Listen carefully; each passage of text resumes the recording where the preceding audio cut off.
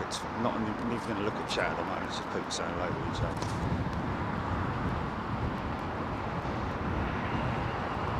Let it all calm down. I need a calm down.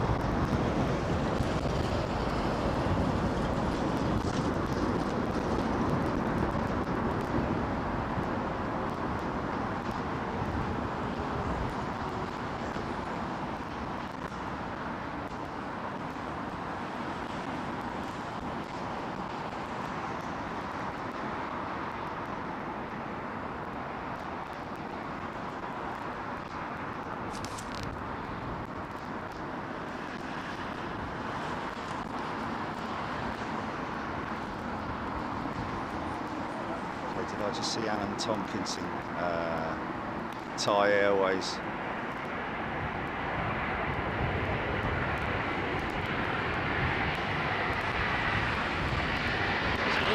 I'm going to ride home now.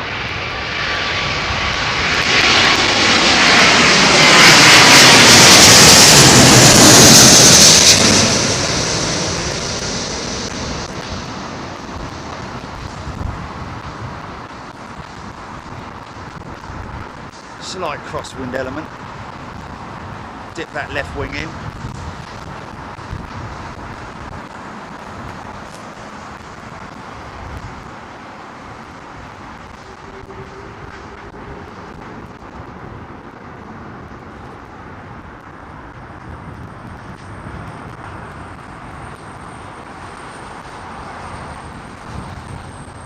That, Nick Gray saying, in from Atlanta. Next up.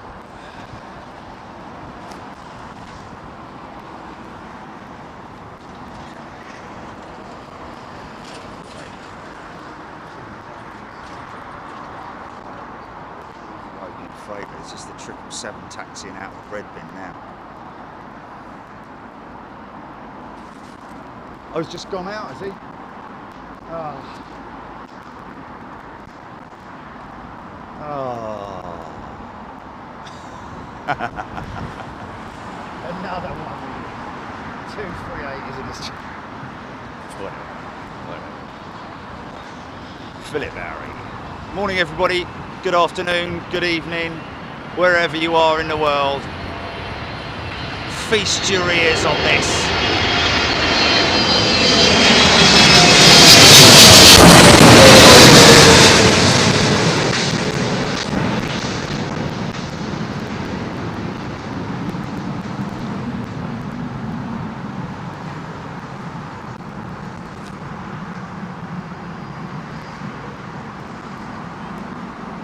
Quite late.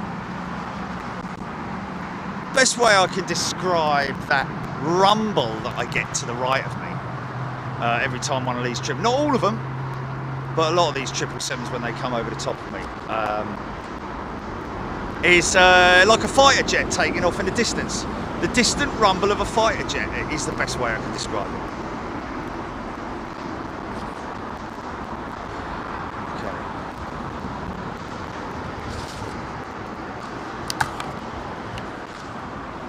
I doubt it very much because that's old firmware and the hello photo.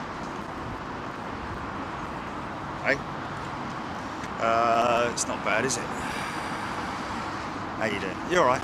Is that a little bit close? Oh, why not? No, that's as far back as you'll go. Okay, just a little one coming in. How you doing, folks? Sorry we're late. Very sorry we're late. Yeah, firmware related. Technical issue, which we've now dealt with. Interesting that these road mics have such. It's so important in terms of the clarity and the updates, etc., etc. But anyway, we're done. We're here, and we're welcoming you to London Heathrow. A little bit sort of a crosswind element coming this way, so you might see them dipping that left wing in ever so slightly. I've got my thing on because of the thing fong.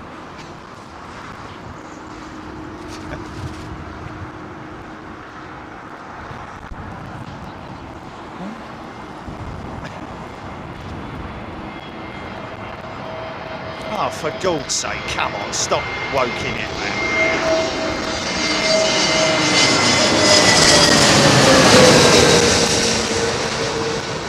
Come on, really? Is it folk?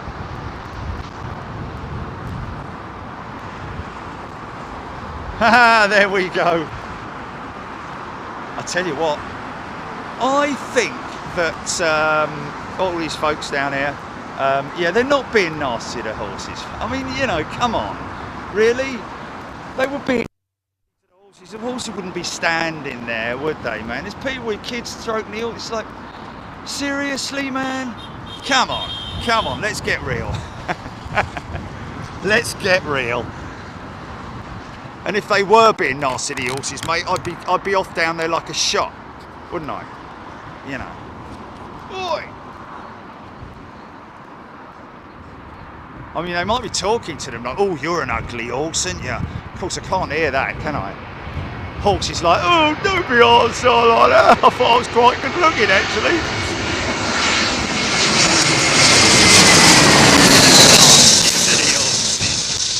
Man, we're, yeah.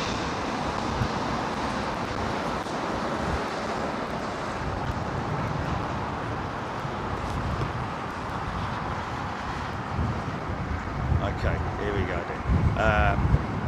Yeah, I've got to be honest with you, I've never seen Myrtle Avenue like it. You could sell tickets and make a flipping business out of it.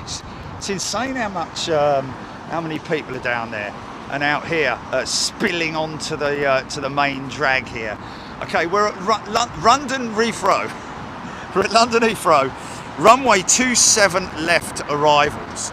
Let me give some shout outs to some wonderful people out there who've been patiently waiting. Thank you, folks. We really appreciate it.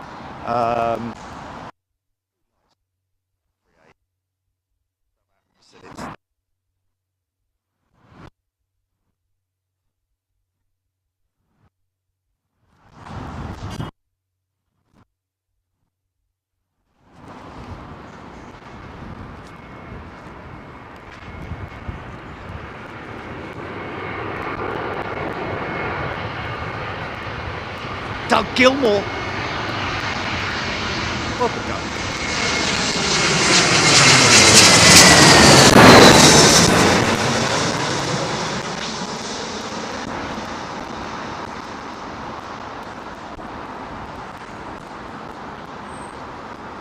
So you'll see people on chat, not all of them, but a few people saying, you know, giving information as to where this aircraft's coming in from, where these aircraft are coming in from.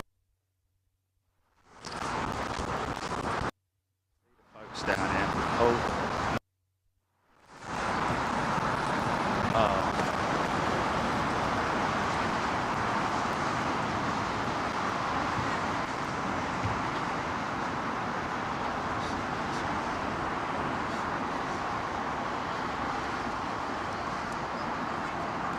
Noticeable or what? Noticeable or what?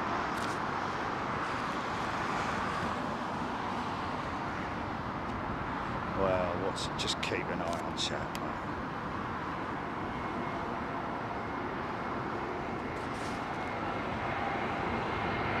Oh.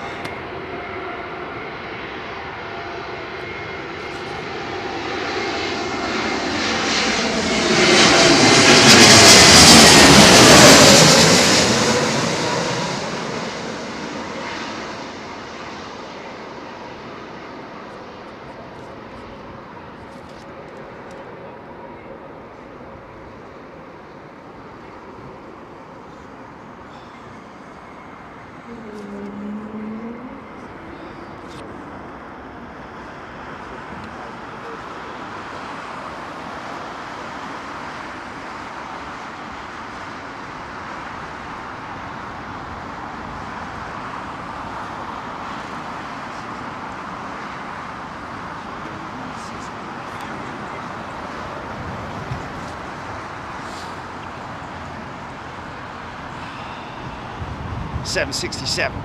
We'll just keep going for now, folks. We'll just keep going for now. We're hearing that there's a mic issue, or a random mic issue. 767.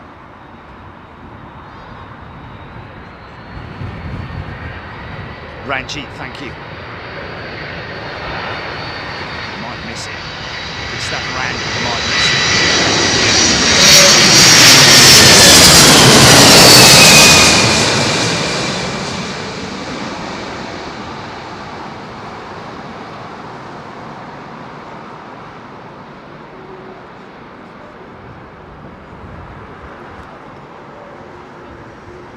Nicely executed. Quite a lot of things going on in that flight deck, you know, and it looks a lot more aggressive, should I say. It's obviously very relaxed and calm in the flight deck, but you know, the actual movements of the yoke, especially on a Boeing, it's very visible, as opposed to the Airbus, where obviously the stick is sort of out of view if you're looking at it from the jump seat. Dave Carrington, Qatar 385 minutes, BA 350, one of, I'm guessing, a couple of BA 350s that we're going to film today, one of which we're waiting for two BA pilots who are quite very active on Twitter, both bringing their aircraft in. We'll get onto that in a second.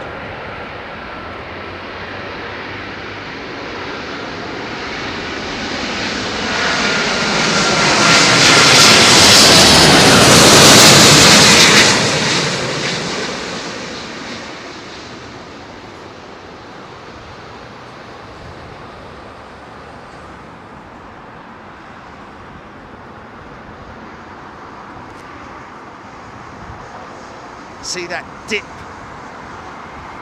James Shepherd wrote a very good article in the Huffington Post last week about the challenges of landing in winds, crosswinds especially, gusting winds, windy conditions. There's an element of skill to it. Alan Lee, welcome, brand new member. Welcome, Alan. Welcome, everybody. Hope you're doing well. Yeah, there's quite a few things going on in the last sort of like 20 feet, maybe even less than that, when they're landing the jet. Firstly, if there's a crosswind from left to right, they'll have to sort of like exaggerate the dip of the left-hand wing into the wind to get that undercarriage down and to prevent potentially being blown off course with any wind catching that left wing.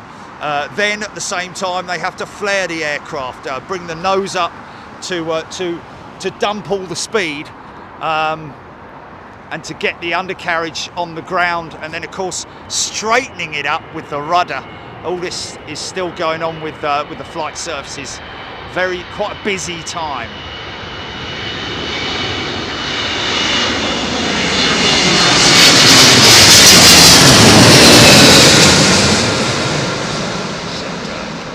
Check out those inboard flaps. So there's the flare. That was smooth. No issues with crosswinds there. Dave Grossett, welcome back, Dave. Beak out Pan, Diesel 13, Trev Line, Ashton Pope, good day. Hope you're doing well, folks. Sarah Lancaster tuning in from France. Derek Oliver, Ron De Jager.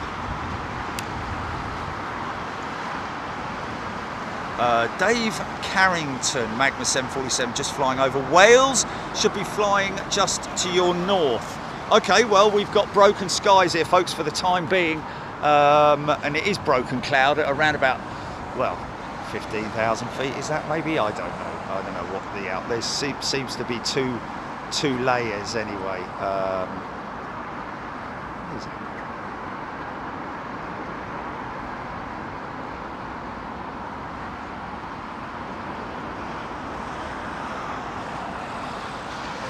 I'd say it's less than 10,000 feet potentially. Anyone got any info on that. James Cracknell. James Cracknell? Hold on a minute. Isn't he a cricketer? James Cracknell? Statue.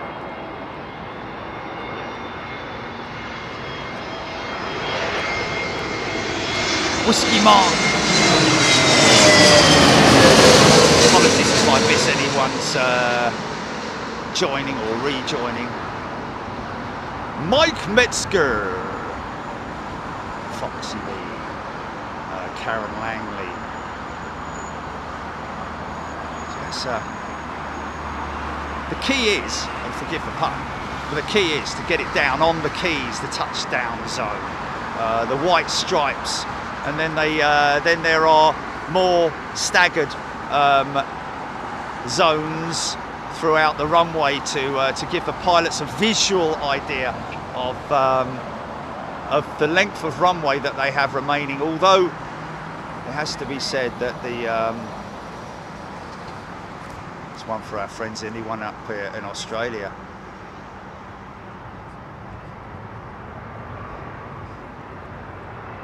Chris Crossman Jr. from Tasmania. There you go, mate.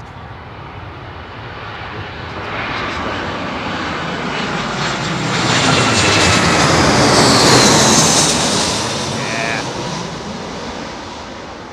17 hours later.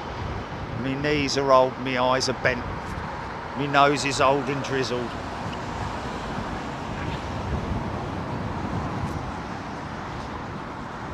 Vera, good afternoon, Vera. Penny Haskins, wow, all those planes lining up to, yeah, this is only 3 of those planes that you're probably watching on Flight Radar 24.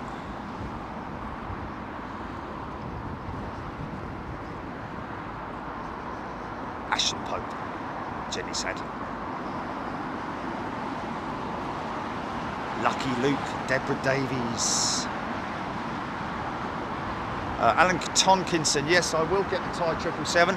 I've got visual on its tail, the top of it, the tip of its tail, and it's one of those jets that we will hear starting up as well. So it's highly unlikely I'll miss it, but you just got to keep coming on, Alan. If she's lining up, let me know on here. Gary Pitt.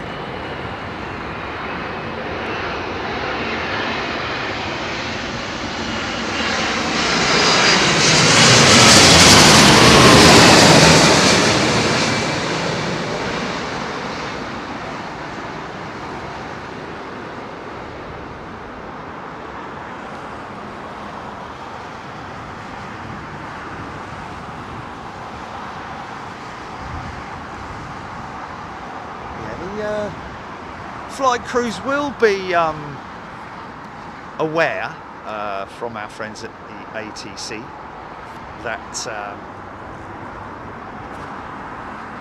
and those of you, by the way, folks, who are wondering, I thought we were going to be at the other position. Well, turns out there was a bit of a technical issue there as well. The night watchman wasn't there this morning when I turned up. Unfortunately, Mark very kindly turned up, but he was only going to be there for an hour, so I decided to do the paddock. How does the plane ahead look in the stack, pink cookie? Well, to be honest with you, you are seeing it, but it's a long way away and almost like a pinprick in the distance. When you're in the stack, you're more attentive towards the instruments and the systems and your altitude and your speed and the visual on the runway, etc, etc. But generally when you're that far out, the guy behind you, you will see a white thing land on the runway. Another 339.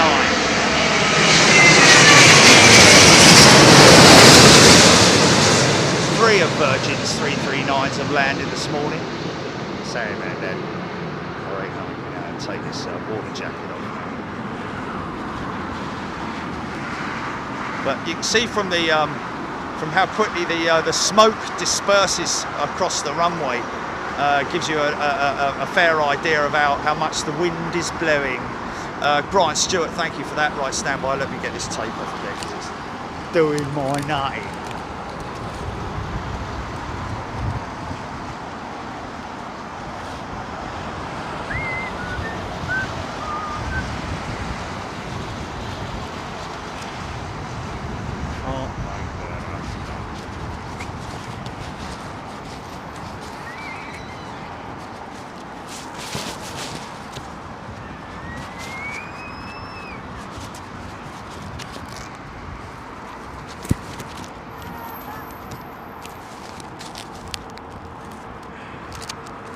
Go.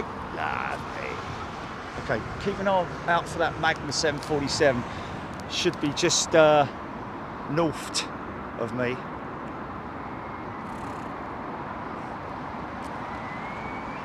Deborah Davies, yes, we are indeed. BA, is it BA 38, Jilly? BA 85, sorry. 84 flip.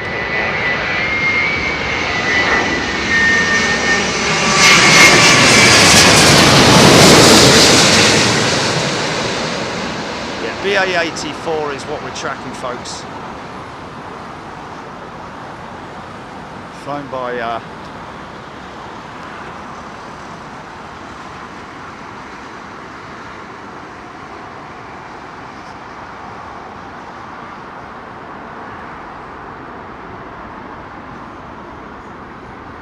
Melanie tracking BA 84. There we go.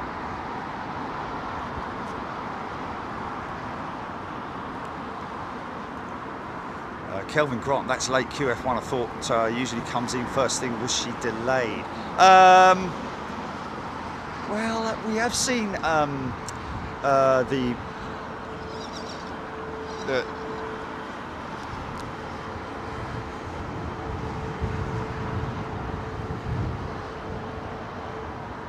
baby room going out at sort of odd times of the day. Declan Dolan, Retro Aer Lingus inbound. Trev Lyon, thank you. BA 84 indeed, that's what we're tracking. Got a message from them last night. I'm guessing this is an 800, just because it's sort of like same wingspan as a 10, believe it or not.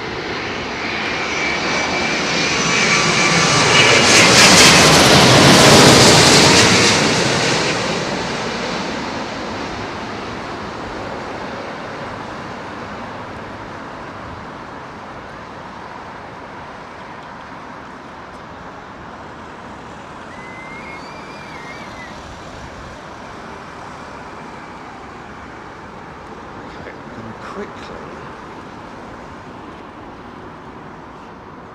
stand by.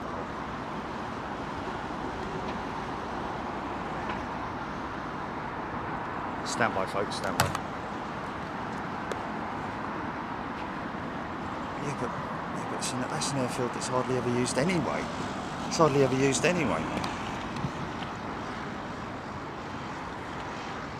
I need to drop this down a little bit.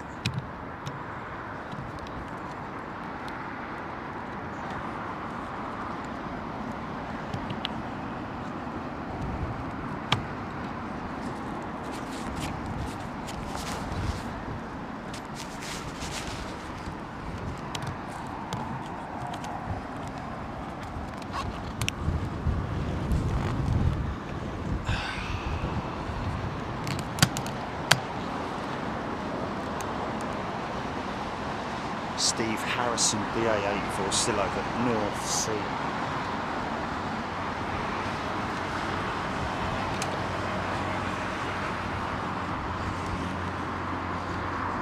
Sorry, folks. 767.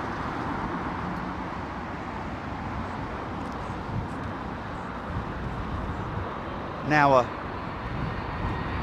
decent servicing section here at maintenance for United 767s.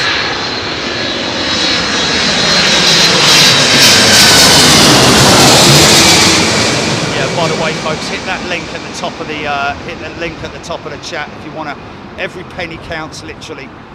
Help out those poor unfortunate people The donate button is on YouTube. It's right there on YouTube. If you want £1 or £100 or £1,000, whatever you want to do, folks. It's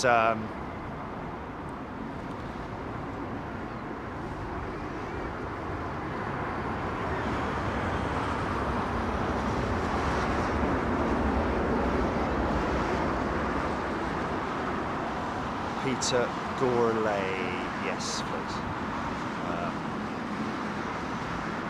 Stuart Claxton. Can't remember the last time, my friend. Flew United early this year. Never again, Jenny Sadler.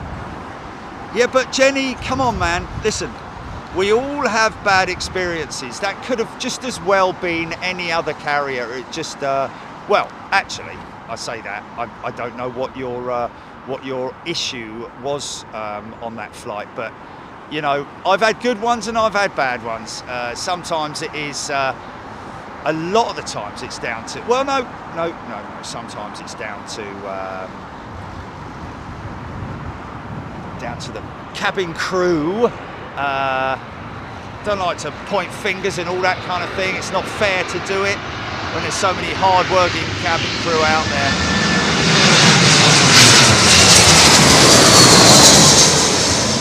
But sometimes you might get a bit of an obnoxious manager who's working your particular part of the aircraft, and you get that sort of like bad feeling, don't you? You know. Other than that, you know, I can't imagine it would be the flight itself, as in like it was very turbulent, and therefore you never fly with it again because it's obviously nothing to do with them. And also the baggage and all that kind of thing. Again, it's primarily down to the airport themselves handling your luggage. I have to say, my recent experience. Oh, hello. Wait a minute. The Thai Airways tail is missing. Oh, there she is. Yeah, she's going out. She's pushing back. Ryan Sharkey. Good day to you, Ryan. Oh, nice retro Aer Lingus, as told by one of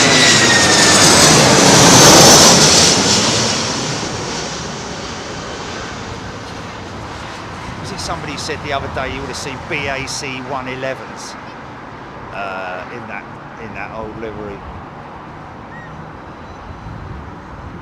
So that's not a long landing, but yeah, I mean, they got 2 miles of runway to get it down, but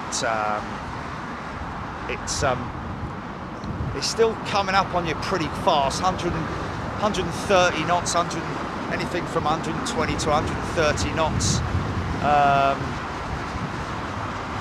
Speeding along that runway at 4 feet off the ground is not.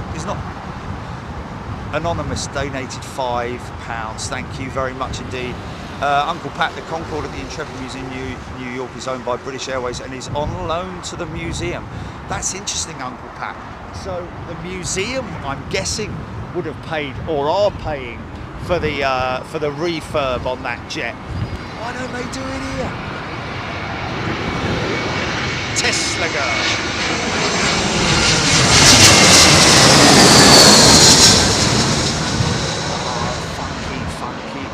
Sorry, I had a cruising funky shot there, man. Wow, look how fast that guy's going. Always looks a lot faster. That's a private jet, isn't it?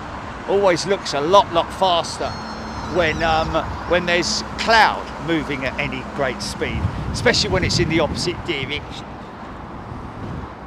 Oh, I missed that jumbo. Colin Nichols has donated 20 MYR, Seal donated £20. Thank you, everybody. Declan Dolan, 150 mile an hour. There we go. Yeah. So it's not, you know, when you got that and the winds and all that kind of elements to consider. Adele B off to New York tomorrow afternoon from London Heathrow on a Virgin 350-1000 and come back on a 330-900. Wow, awesome. Bleeding horses going mad.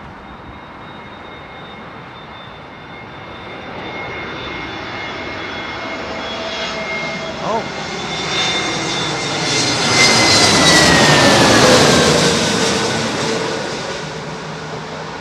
Oh, look at that. We regularly see that Aer Lingus followed by Aer Lingus.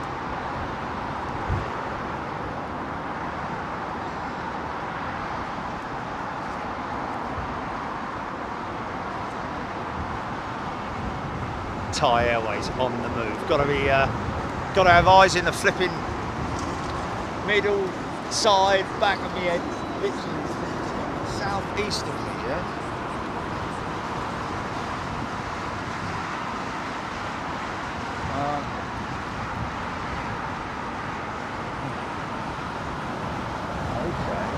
Okay. The Orcs racing today.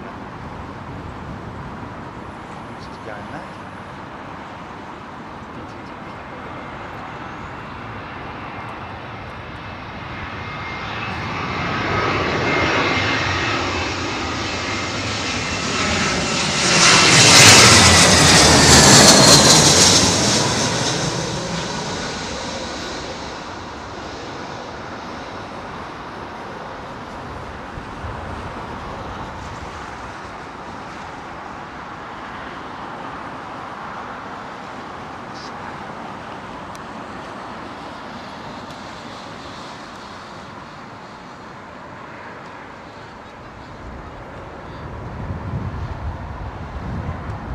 Yeah.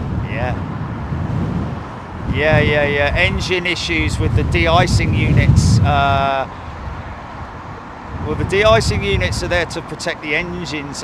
When I say de-icing, it is heater elements that are inside the engines, which are potentially prone to overheating.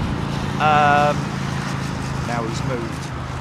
So the MAX pilots have been told to only use the anti-ice or de-icing system on the MAX, which is interesting because surely that would be on the LEAP engine, isn't it?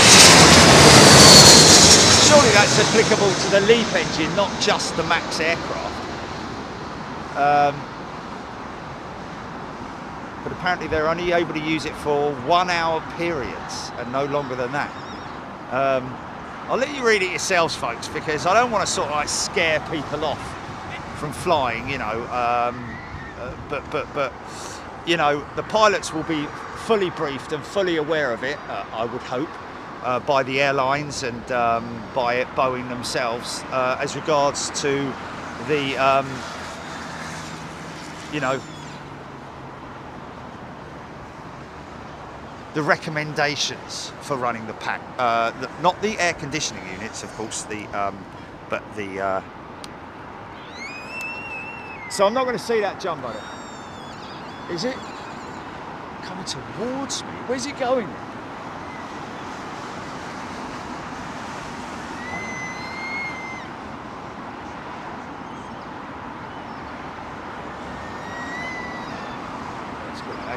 That's going to be a very, very brief sighting, I think.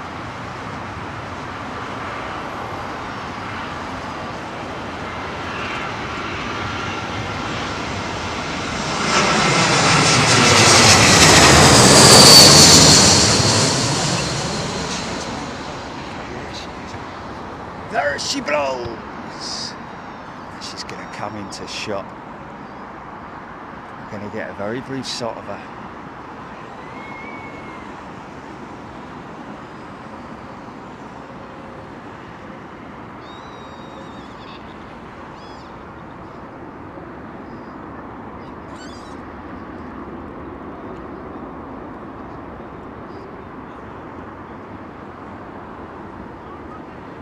It's the horses, mate. It's the horses, Jay. It's the horses.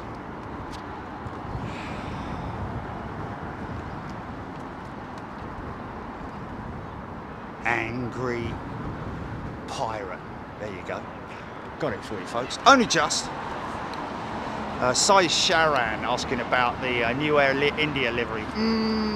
Yeah, mixed feelings about it, but you know what, it's a bit like Lufthansa. You're going to get used to it, you know. Everyone will have a moan about it, won't they?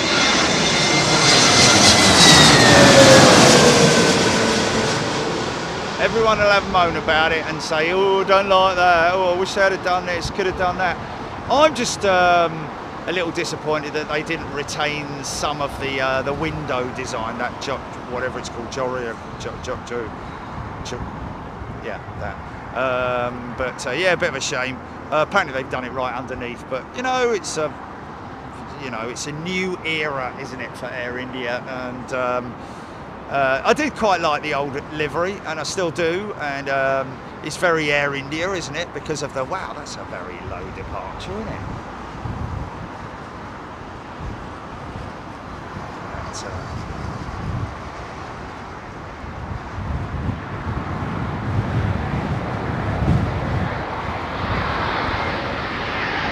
Bombay John.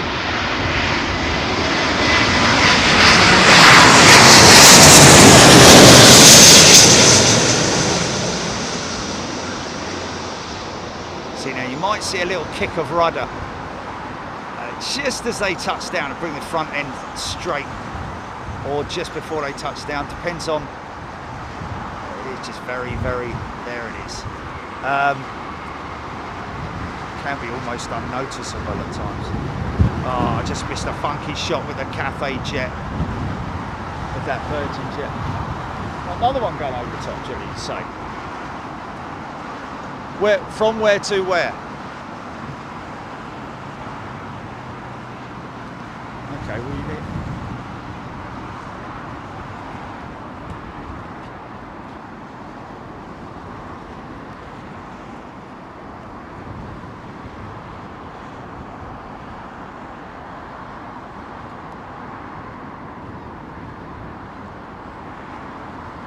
Love those shots. Just going over the rim. Let me straighten this out.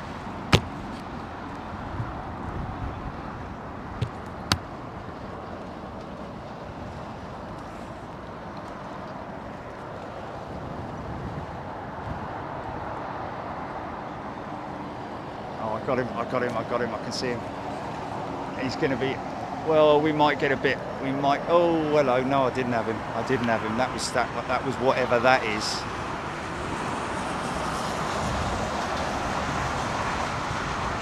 Heading west. Goose ship.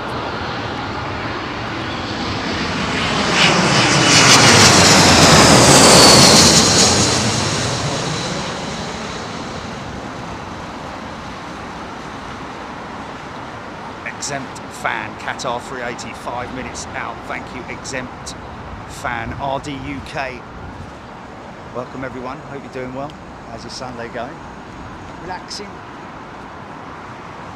Just finishing work, just going to work, who knows? So many thousands of people, so many different Stuart Scale models, Qatar 380 on the way in. Thank you, Stuart. Kerry, Bristow, afternoon. Bombay John, 747 south of Heathrow. Question.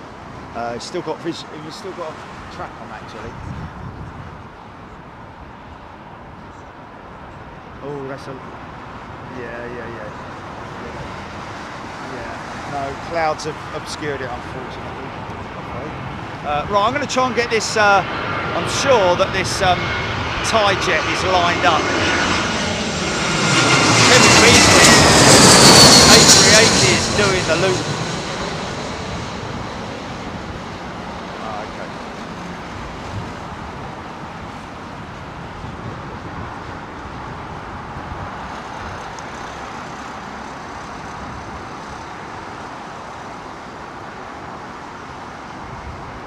Brian Stewart, is maximum input rudder 11 degrees? Good question, that.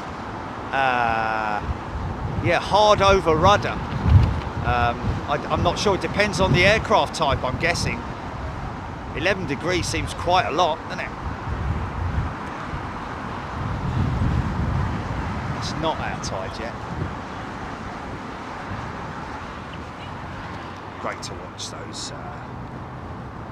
Great to watch those long range. She's got to see. Sometimes it's the lights that mess with the camera. Saudi Arabia, 75-year livery, 20 minutes out. Aviation zone. Oh, hold on a minute. Don't tell me that's the one that we put on the, that I put on the front end.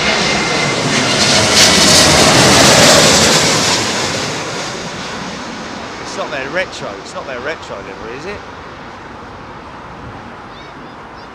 Yeah. 35 minutes out or something. Really? Right, I'm going to see that tie jet roll.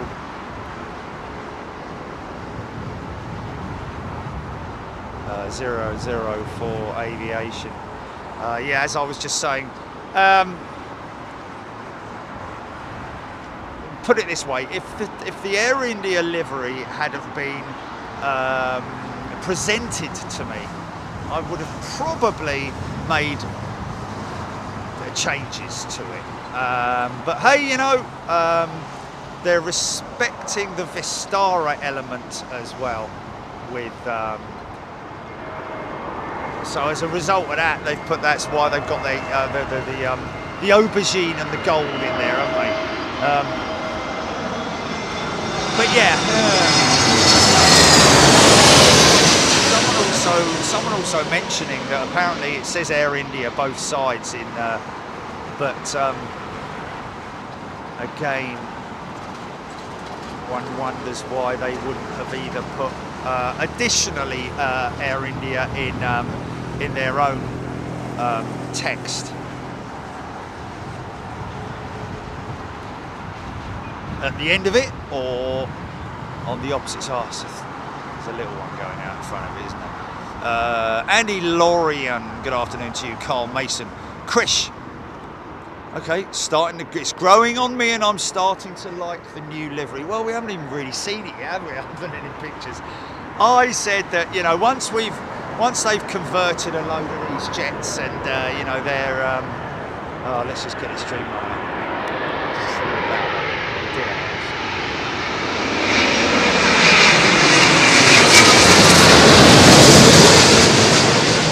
You know, one of the fellas who was quite active in promoting it.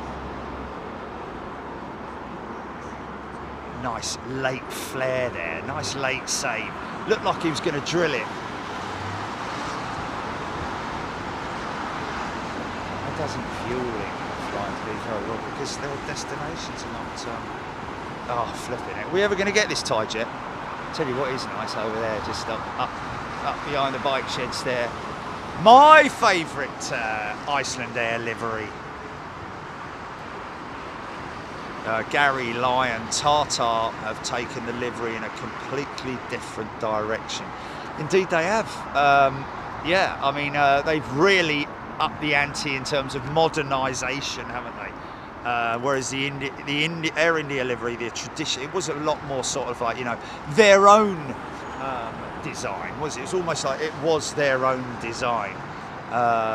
Whereas now it seems like it's kind of been grabbed hold of by an agency, and it is an agency that designed and developed it.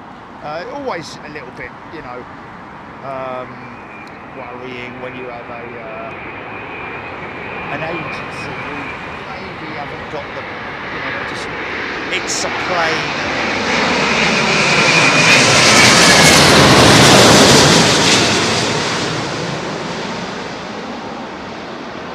1,300 pounds raised so far, folks. Thank you so much. Thank you, Nick. Great. Wonderful thing to do. Right. Is this tie jet lined up yet? Or are we waiting all afternoon for it? Has he gone tech at the end of the runway?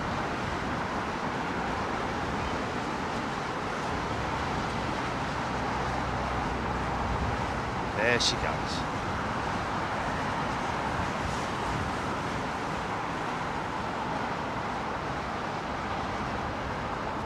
Okay, let's get her climbing out. She'll probably go up, I'd imagine, somewhere around, just either on the tree line or just after it. And we will get a big, nice bank out of her as well. She's heavy, she's heavy. So she could be climbing out there, or she's going to go. I think she's going to be quite long. Around about the tower point, maybe. Wow, that is. Oh no, there she is. There she is. Sorry.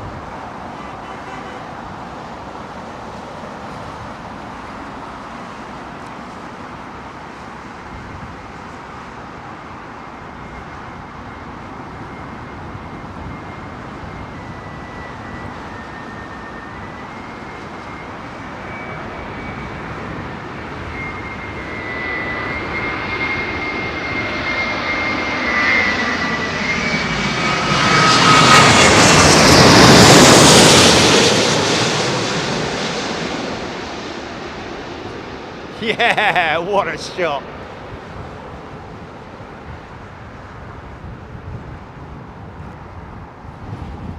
So near and so far. A380. We are A380.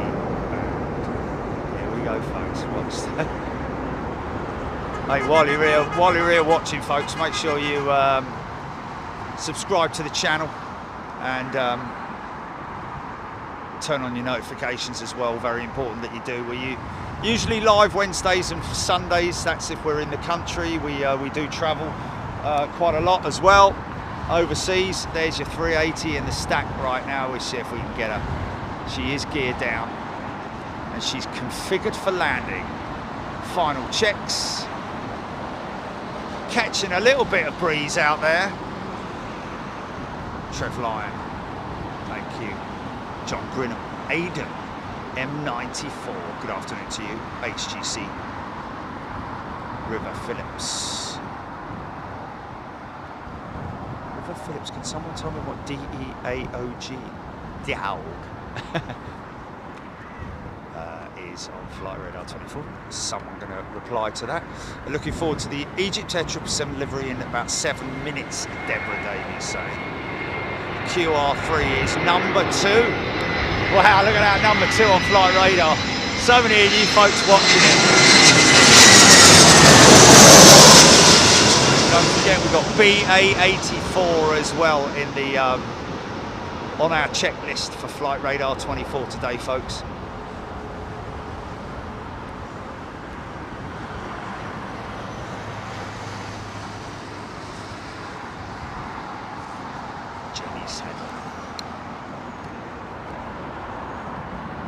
Jason Bizzotti, yes.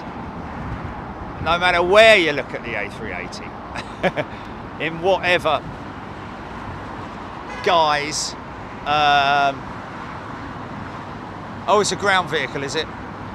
It always looks mahoofsiff, doesn't it? Look at that little flighty. Mind you, that is behind it. And that's not even a little plane, is it? Looks like a little radio control plane flying alongside it, doesn't it? Well, that's a 777 behind it, isn't it? It's insane, mate. It's speed out. Easy. Come on, son.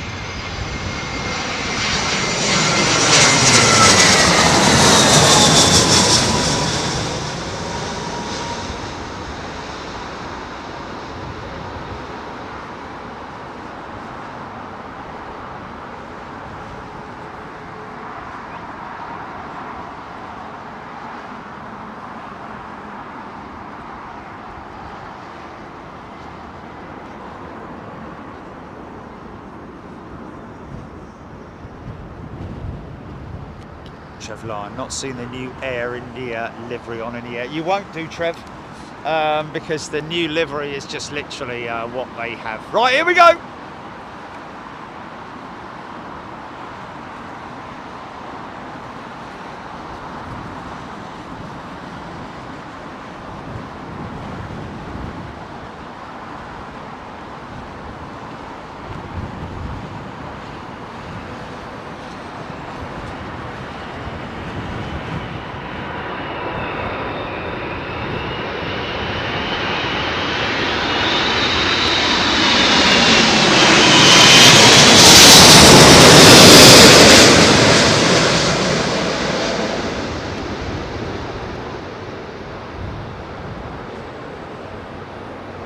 Oh no, no, no, no.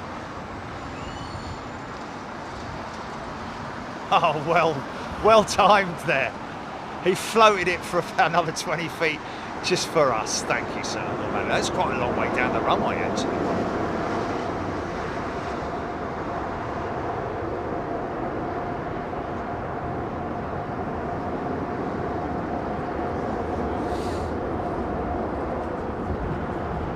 Alan, it's our pleasure, my friend. Anytime we can do something, we will do something.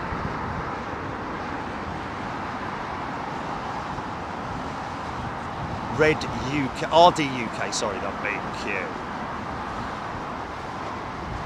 Yeah, I guess it is the big Q, isn't it?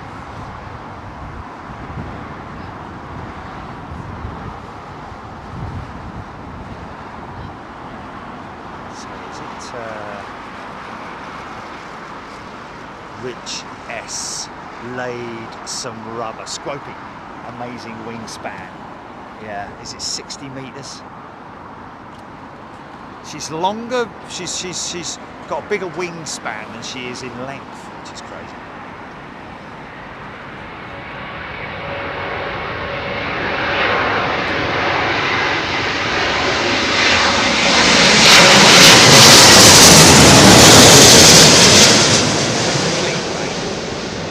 Had a recent bath by the looks of it. Flaps are a little bit dirty. Maybe get the nail brush out, clean under your fingernails.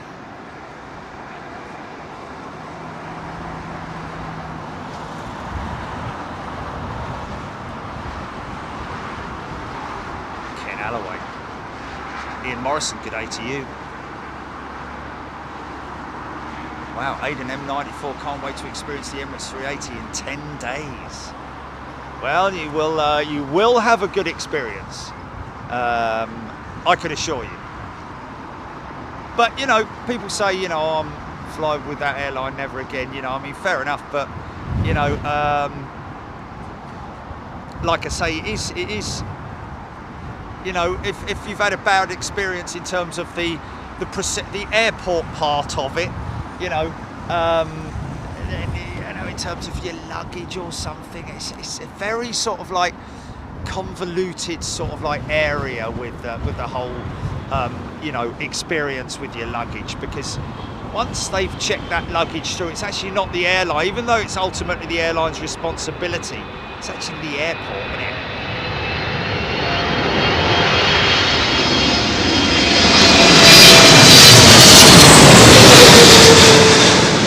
A lot of people who still don't like the new Air Canada livery. Oh, there's that fighter jet sound again. Don't know if you picked that up at all. Easy, there it is. Wow, nice. Yeah, ultimately, once your bag goes through that check-in procedure, it's the airport that is in control of your baggage at that point. Although ultimately, like I say, it is, of course, the airline's responsibility in terms of claiming any, you know, compensation, etc., etc., and also returning your baggage. You know, you've got to be very careful when you say, you know, I'll never fly with them again. It's why. If it's a valid reason, then fair enough. You know, you know, it's very unfortunate that that's happened. Very unfortunate. Nobody likes that to happen, do they? Deborah Davies, Egypt Air next in one of the nicest liveries. Good looking jet. I'm looking to see if the Saudi 75-year livery is the one that we filmed. Oh, in which case we'll see her again, side on.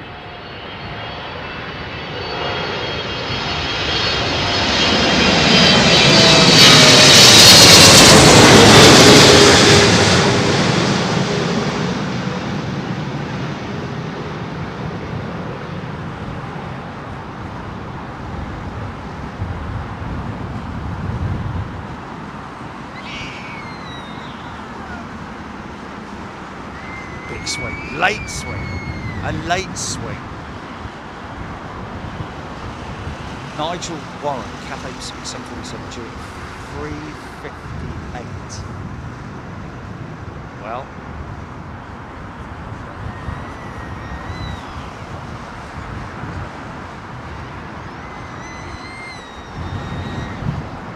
oh yeah, yeah. 2:58. Was it?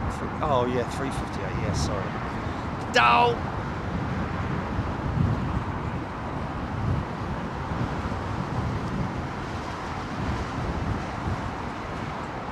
Carl Mason off to Dubai in 3 weeks, flying with Emirates.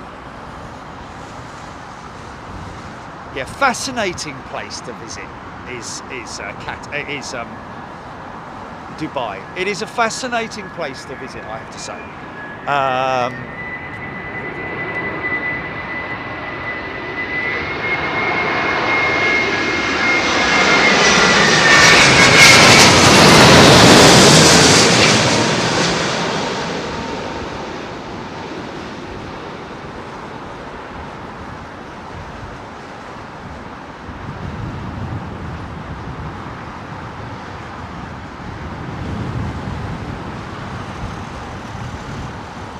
It's a lot of weight, isn't it, being transferred from a flying machine onto those two oleos. Obviously, the undercarriage taking all of the or distributing the energy once it touches down. But even so, it is a dramatic event, is it not? Stuart Watson. Giving a shout out to everybody who has indeed contributed to the Maui Fund. Thank you so much, everybody. Like I say, even £1, it's graciously received. Anything you can do, because it'll all add up and it'll all be helpful towards those poor people out there. Say that. We're going to get a funkadelic shot here. Is he going to be funky, or is he a little bit too high? He's a little bit too high. There we go. A little bit of a funky shot. Sean Pascal tuning in from East London. It's East London. It may very well be East London.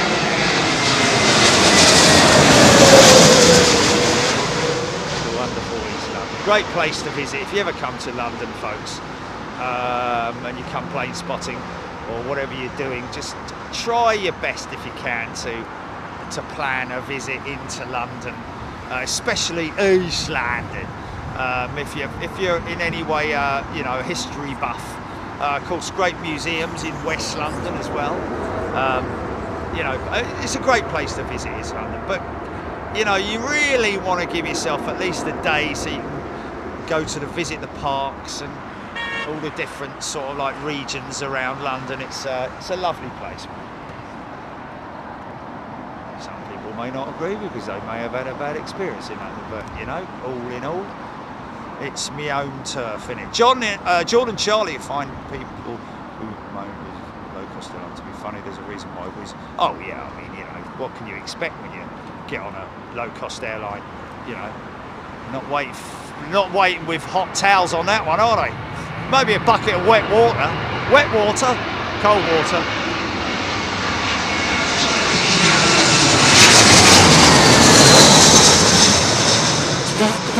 Here, mate, that water's wet. What's that, GP?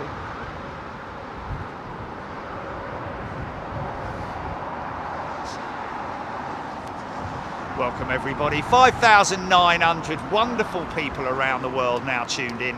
Lovely to see you. Hope you're doing well wherever you are in the world. And we are very saddened to with what's happened out in Maui.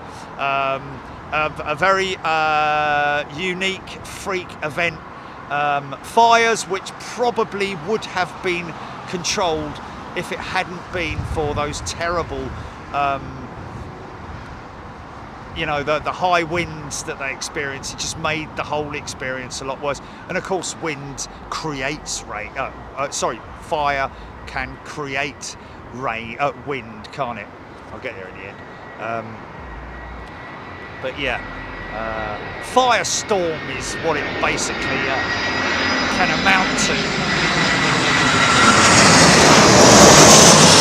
Kevin Beasley, BA-84 Harrison Asiana Emirates BA-84 due in 38 minutes. That's who we're looking out for, folks. Although there will be a lot of people tracking the 380s, etc., etc. Yeah, these two guys are on Twitter who are on the flight deck of BA-84.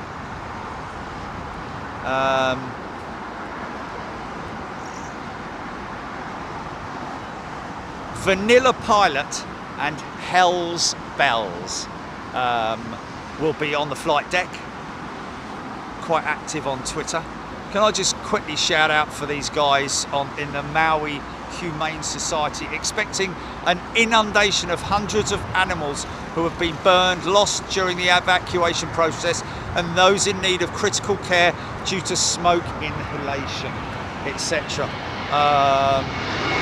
Of course, you know,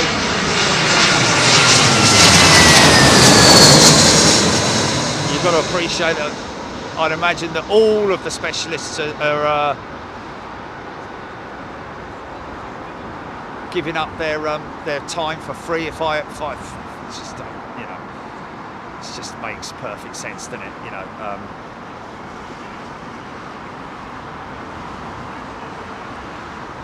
Maui Humane Society is asking for help as the island grapples with the unprecedented and catastrophic impact of the ongoing Maui fires. Yeah, folks, we feel for you. We really do feel for you.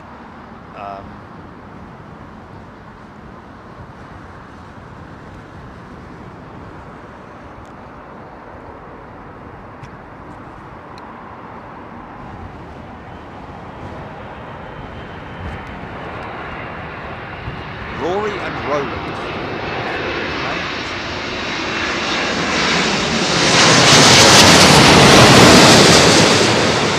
Oh, that's the 75. No, it was. Oh, okay. No, it's not the one. That's not Saudi, is it? That's. Is it? Oh, I've missed something. Oh, the yellow tail. That's why. Yeah, yeah. I had the Raw Brunei in my mind. Yeah. Yeah, what's the other one there? They're 777. Yeah, the retro livery. That's what I thought that we were seeing. Yeah. Ah, well, okay. 777 Paul. There we go. We'll get that Saudi livery. She'll turn left at the end of the runway, so we'll get a good shot, side-on shot. Emirates 380, 25 minutes out. Nick Wilder. Thanks for that, Nick. Sonia Keenan, great stack. Thank you. Yeah, a bit hazy because it is a lazy Sunday afternoon. Yeah, got no time to worry. 65 Adventures. Thank you very much indeed for donating. 65 Adventures, $50. Very kind of you indeed. All of the money, 100%, is going to the cause, folks. No one's taking a cut. Google aren't taking a cut. 350 right up my backside. Look at this.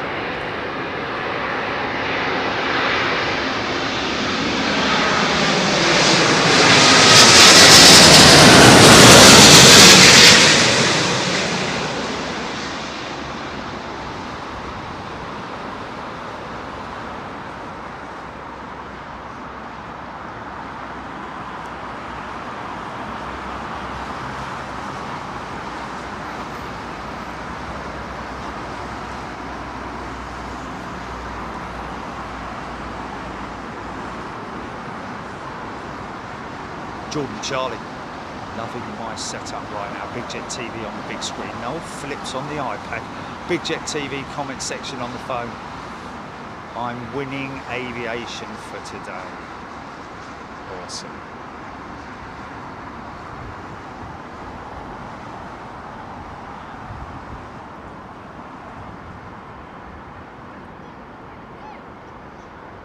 Ken Alloway, yeah. Everybody's affected. Everybody's affected, let's be honest.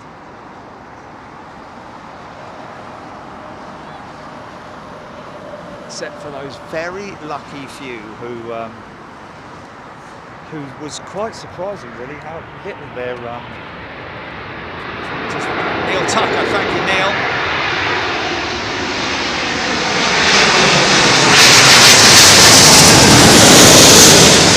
Someone comes on the feed, folks. Let's not clog up the chat with saying hello to individuals. Let's, you know, I'm sure they can live without everyone saying hello to them.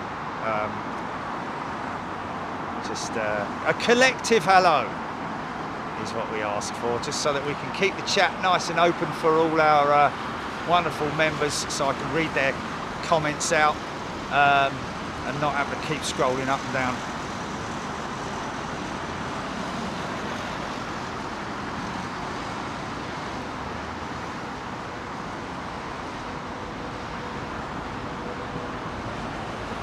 Simon Morgan, always baffles me how ground staff and crew cope with the constant influx of aircraft. Hats off, Simon. It's a whole different ball game, isn't it?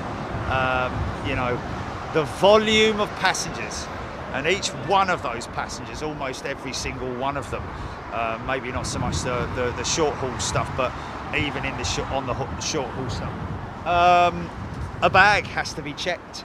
A bag has to be given a barcode and a trackable barcode at that throughout its destination, throughout its process.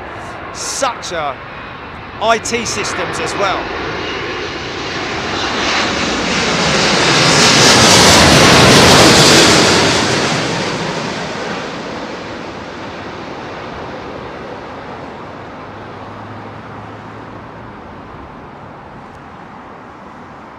See how he's dipping that left wing in and then the big swing.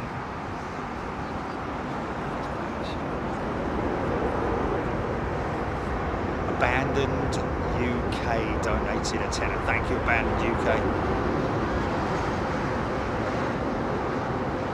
This is not donating to us, folks. That is, we don't do super chat because we feel that you know. We get enough from our members, and we're very appreciative and grateful of that. If they've got any spare money, there's great opportunities like there are right now, gifting membership, but also the odd time when we feel it's applicable, this Maori relief.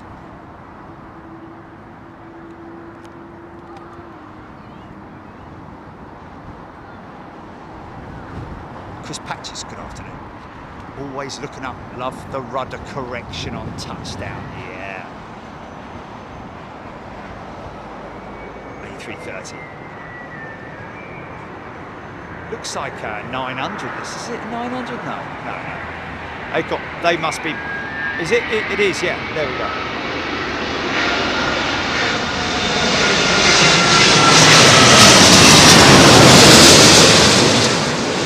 Great looking engines, man.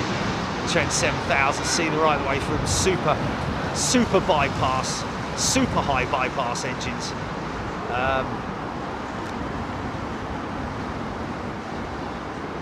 Nice. And there's that little feather on the elevators as well to slow the front end coming down too quick. You don't want it to just slam on the ground. Nice reverse. Jordan Charlie. Anything from 140 to 160 knots. That's approach speed. I think Jordan 160 is going to be very high. Normally around about the same as what they take off at is the arrival speed. Depends on the aircraft, of course. Yeah, anywhere from sort of like 120 to 140. I think. Always remember my mate Andrew telling me that you know, they had to pull back the speed because they were approaching at 160 knots, which was too high, I think. Maybe I'm wrong. Alexi, good afternoon. Melody, David Paul. David Paul, nice to be back. Good to see you, David. 777 Paul. What a pick, G90 doesn't sound like Trent 800s. Oh, I don't know. Listen to this.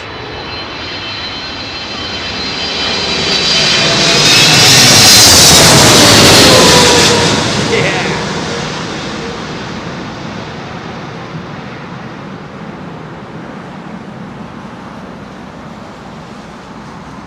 Wow, that was quite aggressive, man. Brought it down quite early, right on the keys. Right on the burns, as they sometimes call it as well. Andrew Farrell, 787's the best for looks at the moment. Okay, well, you know, like I say, everybody has their own preference, don't they? Mirrors. Okay. Have we got, is BA84 before the 380s, or is it the other way round? Stuart Watson, most commercial airliners are 130 to 140 across the threshold. There we go. Yeah, 120 is probably a little bit low, I think. Although, saying that, I did hear that from a 737 pilot that the 737's a little bit faster. I'll tell you what is fast is an MD-11. They have to land very fast because they've got almost half the normal length of their vertical stabiliser slash, you know, the vertical tail plane is half the size of a normal aircraft because of the engine, the tail-mounted engine, the number 2 engine. So they have to land a lot faster in the MD-11. I do know that. Good for you.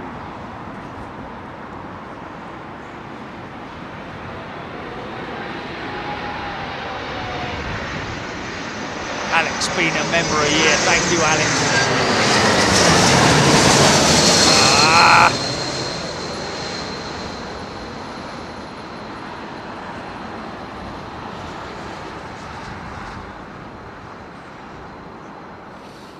Yeah, so I'm a little bit intrigued about that latest issue with the Max. As if they haven't got enough problems of their own, you know what I mean? It's you know, the anti-ice system inside the engine that basically protects the internal components. It's basically a heating element that protects the internal components of the engine from icing up at high altitude, because as you can appreciate, you know, altitude, flying at that altitude right there, outside temperatures anywhere from like minus 50 up to minus 70 or even 80 degrees, depending on the, you know, the conditions that they're flying in. But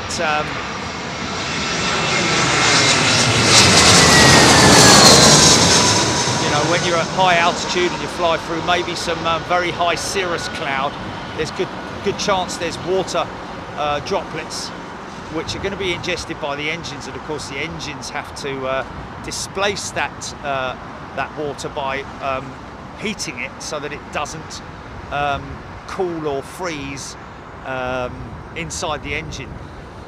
So there are little heaters basically, and I'm hearing that the Max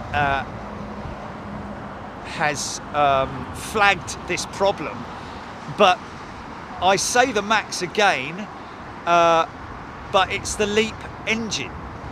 Now, as far as I'm concerned, would the anti-freeze or anti-icing system, heating system, not be the same on all LEAP engines, and therefore affect the likes of British Airways and their, you know, or anybody else operating the LEAP engine, not just the 737?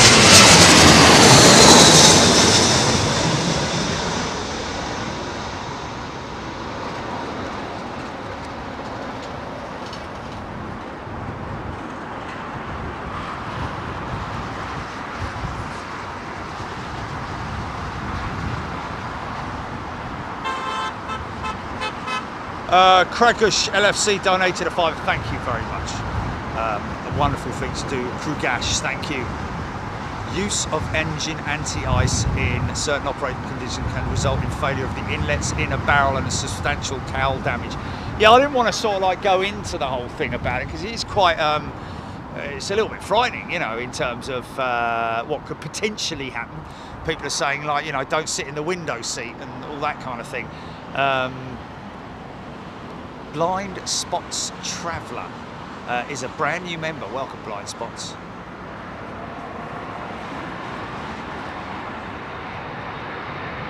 Two Edelweiss 343s are out of zero.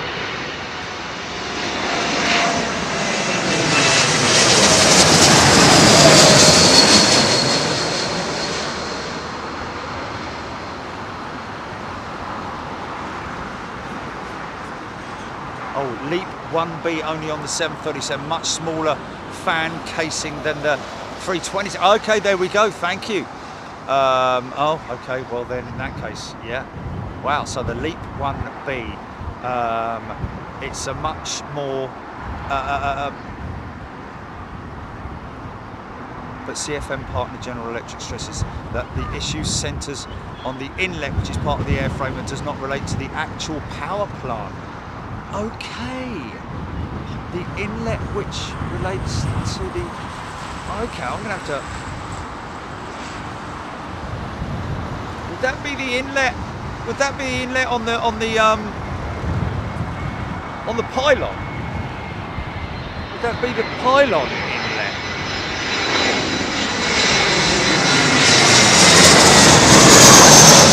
I do know that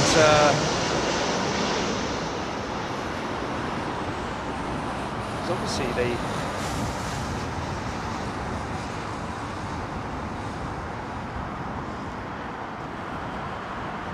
yeah, because I do know that there are different, you know, the engine manufacturer is one, but there are manufacturers like Safran who make specific components like engine cowls and reverser systems for engines. So maybe that's what it is, isn't it? It's the actual design of the Max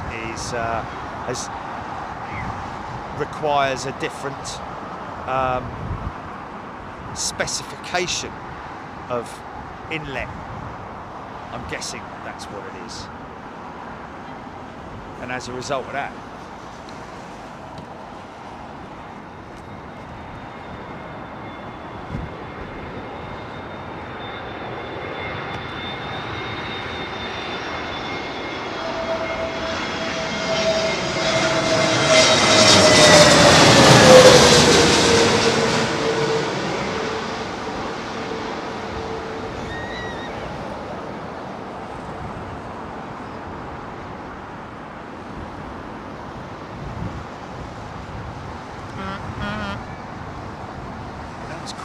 touchdown, which we didn't see. Yeah, 238. Now this could be a funky shot. We're going to get a funky 380 shot out of this.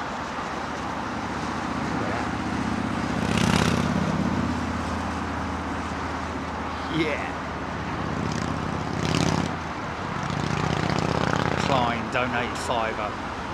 Mutinous Mike donated a tenner. Thank you everybody who's donating. If I'm missing your donations, I do apologise. It will be shown in the chat later, folks, because it stays, the chat stays, so your donation will be shown, and thank you so much. We really appreciate it. It's got to be getting on towards £2,000 now, isn't it? 1,953, there we go. Yeah.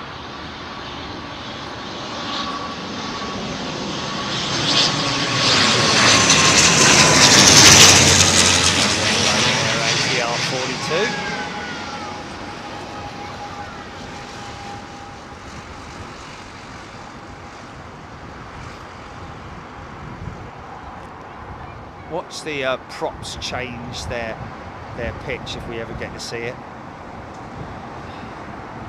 There it is. Wow, that's a low BA 380 headed your way, Julie.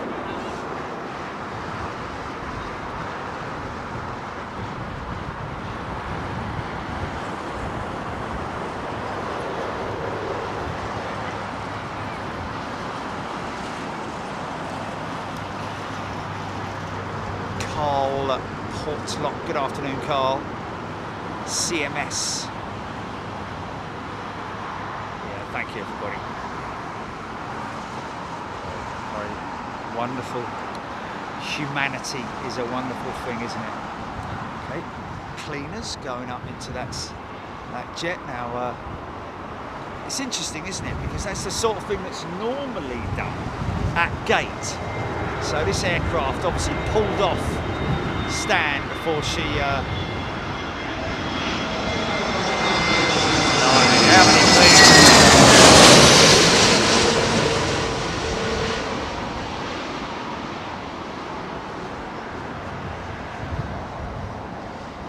mean, how many cleaners does it take to clean an A380?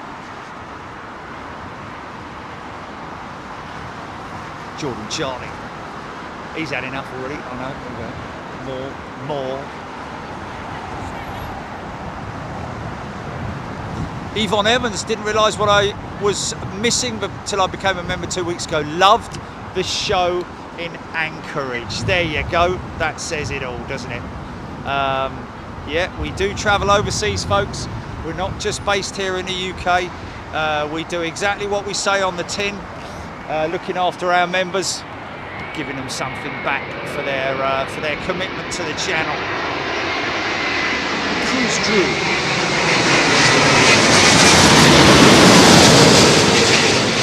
Believe it or not, these are our domestic shows that we're filming now. Free view for everybody. Subscriber and member chat, of course. I'm reading out my members chat, which is highlighted in green. Lovely to see people getting involved, and also members interacting with subscribers as well. It's just a wonderful thing, man. We do have an amazing community. You know, we do have to boot a couple of people down the road every now and then. You know, the idiots that, you know, keep coming on creating new names, and then before we put their name into the system, that automatically blocks them. So it's a bit pointless of me even trying. It's quite funny. We do have a laugh about it, I have to say. Yeah.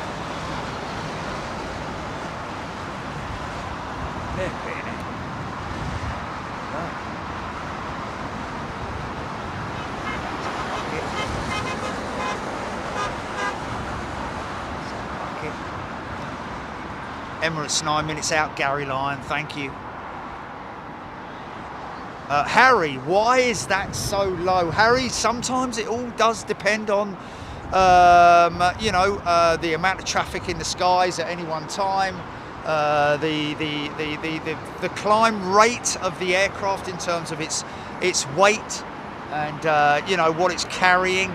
But we do see that quite a lot, a derated climb out.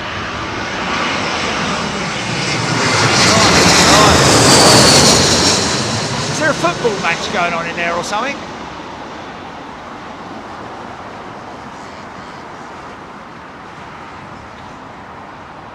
They were in and out of there before you could say, get out.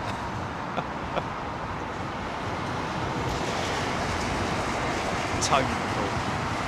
Yeah. Sometimes the general, I think they've all been told to get off, and then they've been told to wait, maybe.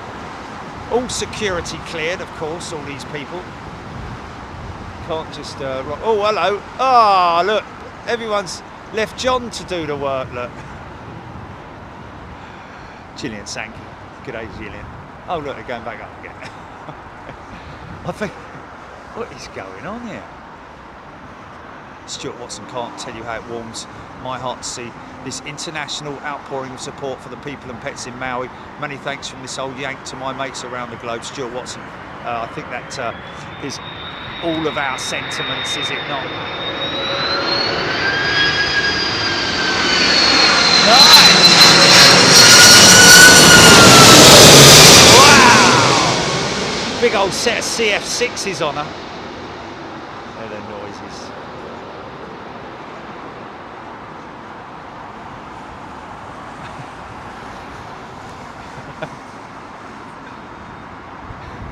She's got a new name. Tell her. Hey, Saul, how you doing? What's that now?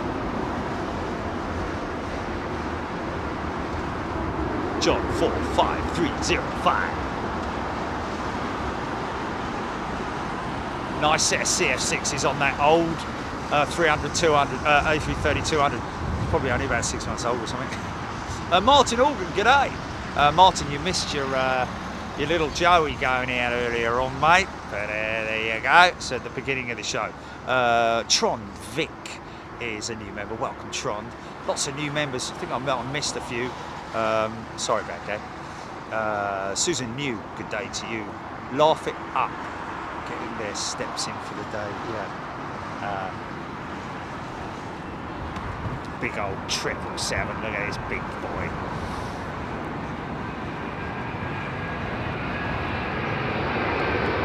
Alan Tompkins in Miami was good last time. But we're coming back there next month, Alan.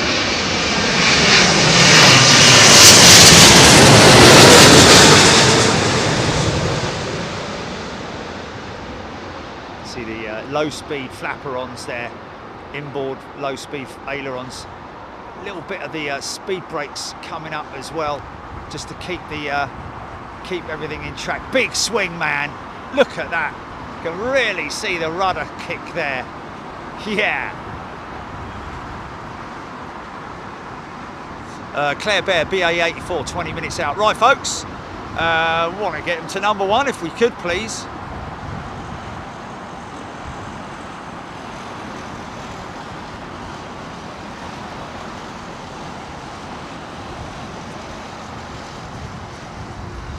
So on Twitter, we're looking at Vanilla Pilot and Lady Monty.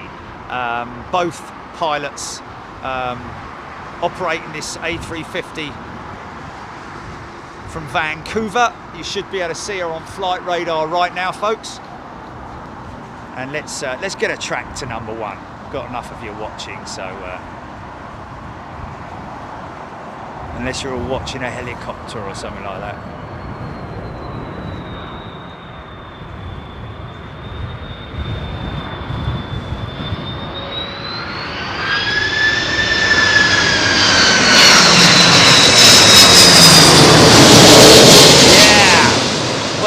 Another CF6 powered jet. 2 on the bounce.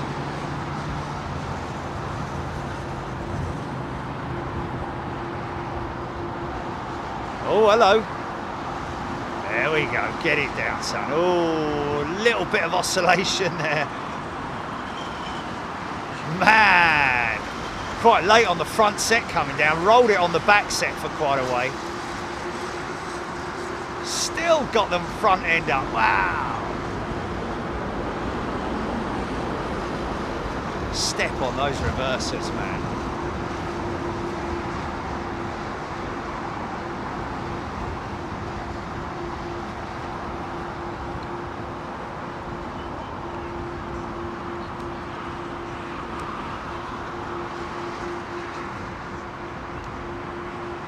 JD. Good day, JD. Same, okay.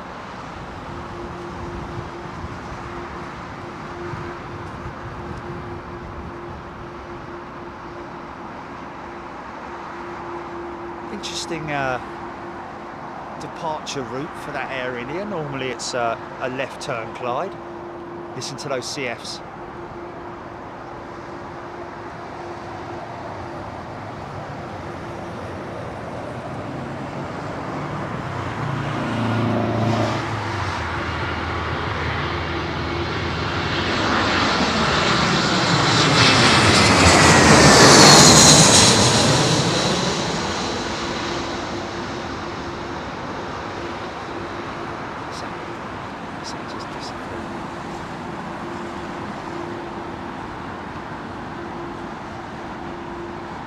That's quite a big jet, that. What's that here? Big lad next to the little lad. Ming Bob. I only know about the Doha one. It passes over me in Jedburgh. Gary Lyon, BA380 from San Francisco, 6 minutes out.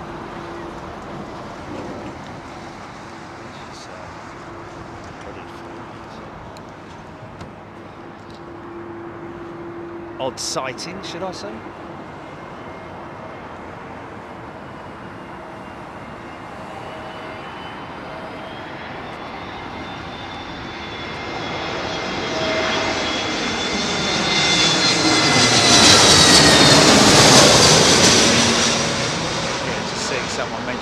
Busiest airports. Of course, London Heathrow is Britain's busiest airport, but I think second busiest globally at the moment.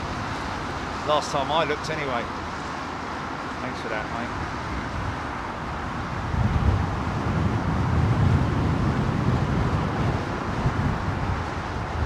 ZGPX. Oh, Rachel Van Zelle, it could have been Jet to Alicante to Newcastle. Very likely that that was. That was a 7. Was it a 757? 5, wasn't it? Richard 238 is in the next 5 minutes, right? Well, let's not bother trying to get BA84 to number 1, because these, you guarantee it that these big lads are going to be taking the top slot for the foreseeable until they're both down and BA84 is I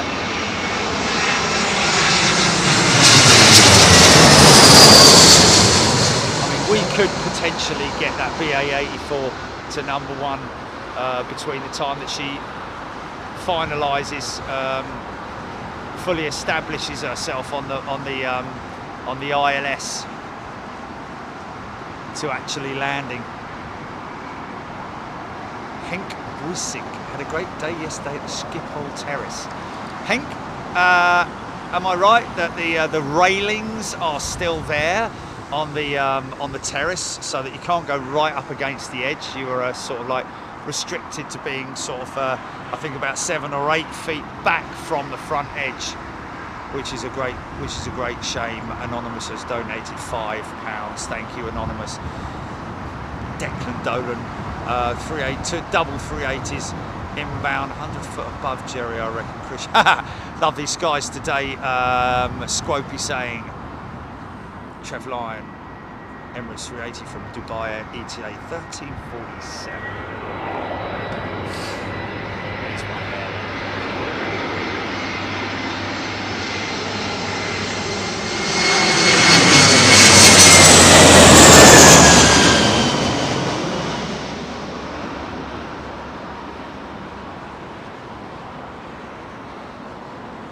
Stuart Watson sees at 6, Gail Anderson, Sabira. Oh, Henk Buissink, yeah, the ratings are still there. Yeah, I think that's a permanent fixture. And it takes all the fun out of it, I've got to be honest with you. That's why I will not go to the terrace, because you're missing out on so much that's going on down below you. We used to get waves, we used to get pilots opening the, oh, look at that big one making his way up to tracking in off of the,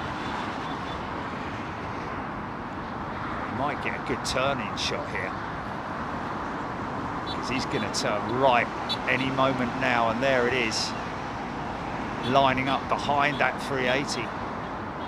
Could get a bit of a funky shot here, double 380 stack shot. Here it comes.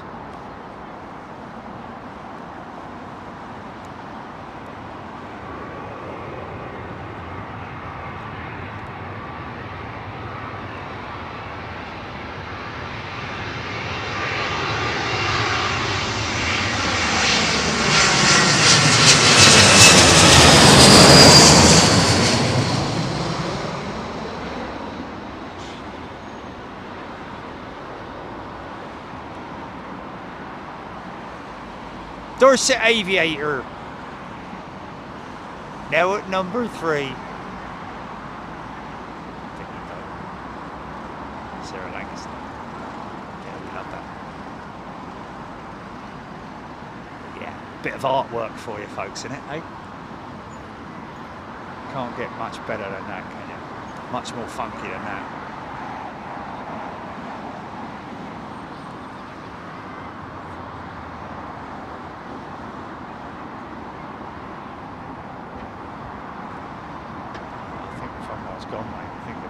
is it just as it's turning in?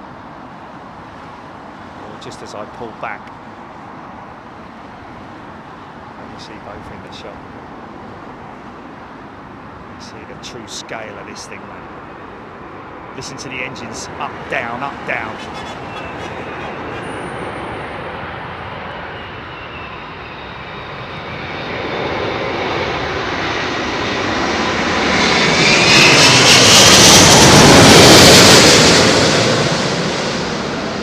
Right, call this. Who's going to get the best one out of them? Emirates or BA? Bosh! Yeah, that was quite heavy, man. Lurched a little bit on the right. I think BA's going to win this one. Hold on, here we go. Yeah, I think a lot of people loving that shot, man. That was a.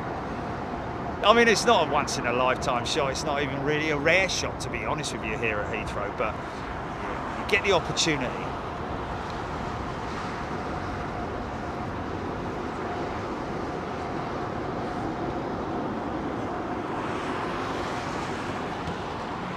Okay, BA, it's down to you. Come along then, old fire. Now look how shit, this whippersnapper is what it's all about.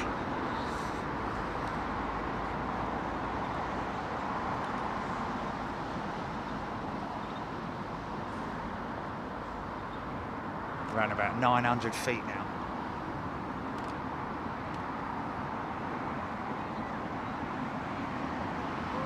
Stuart Watson, BA84 in the hold. That's good. That's good. It gives us a bit of time to get our flight radar apps on and selected.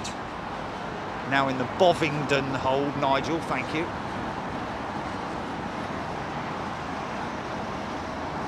This is from San Fran, I think.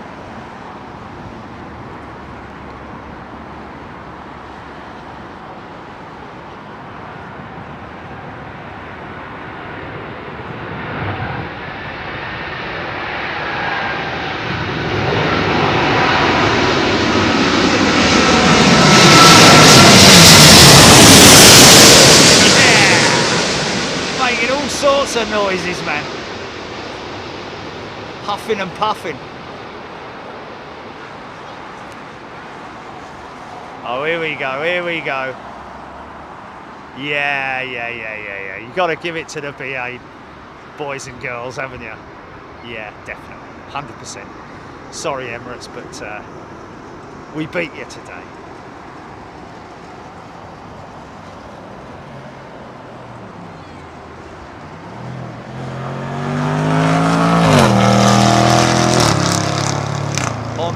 Capello. Wow. Thank you, Andre.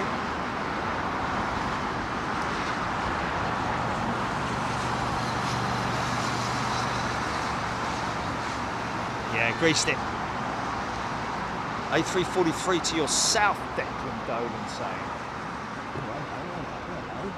That looks Airbusy, but I don't know if it's A343, but we'll have a little look at her. Yeah, no, she's twin engine, isn't she?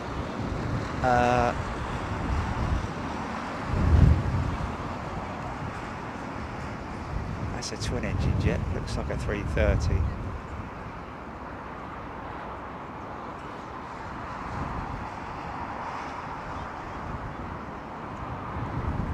That's her, it is her. She was only trailing to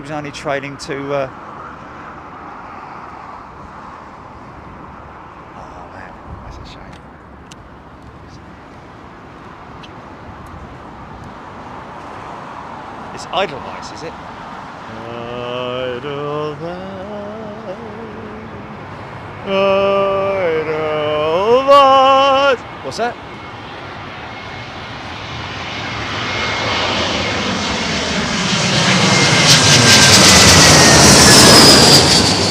Oh, okay, yeah, fair enough. Yeah, times like this, folks, it's almost impossible to get our aircraft to #1 when we've got a red arrow being tracked. That's even more going to be jumping on the red arrow now, isn't it? BA84, sorry folks, we're not going to, might get to #2. We're going to get in a #2 perhaps. I don't know, but anyway.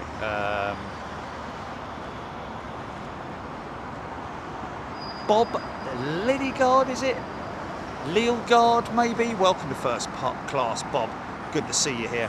BA84 out of the hold and en route to the stack. Stuart Watson saying, yeah, we're not going to get in a number one because if you've got a red arrow at number one, which way is she coming in from? Is she coming in from the left or from to right? Ah!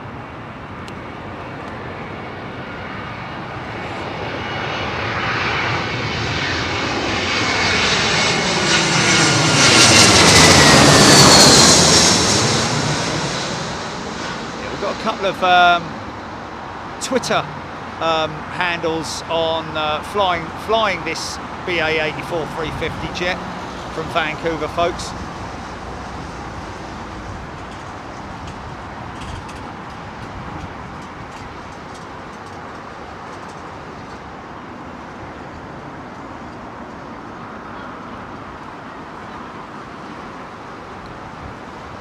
So we've got Vanilla Pilot and Lady Monty, dual female crew, flying the BA84 into London Heathrow, folks.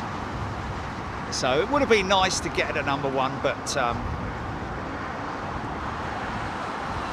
okay, it's number 5.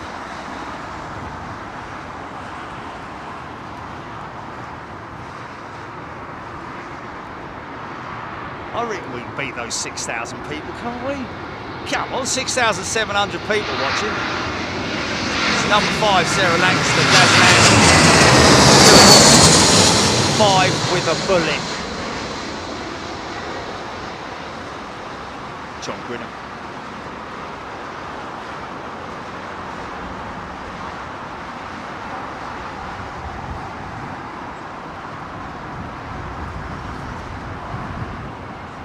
Number 4, Nigel Gale, Daz Landals, thanks. Adam Norton, Gale Anderson.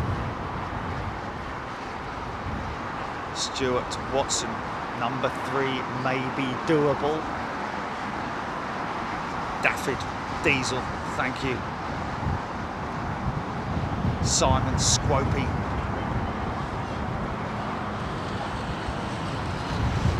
Yeah, just click the link, folks. Just click the link. 6,400 of you are watching right now.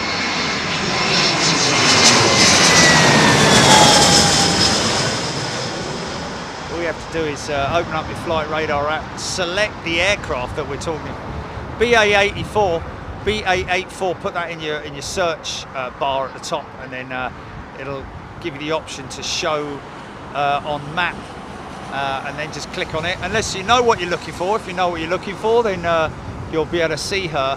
She should be.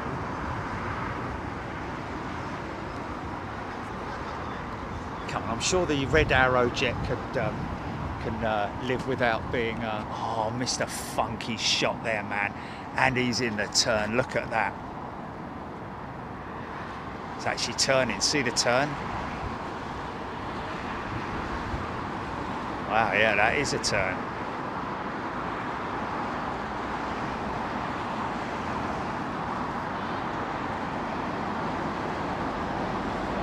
Is that Air Malta or something? Or oh, it's EasyJet, isn't it? Sorry. Wow, look at the turn on it. Come on, let's get it a number 1, folks. Come on. Dual female crew flying the 350 in, BA84. Nothing unique in terms of, should I say? Is that 4 engine?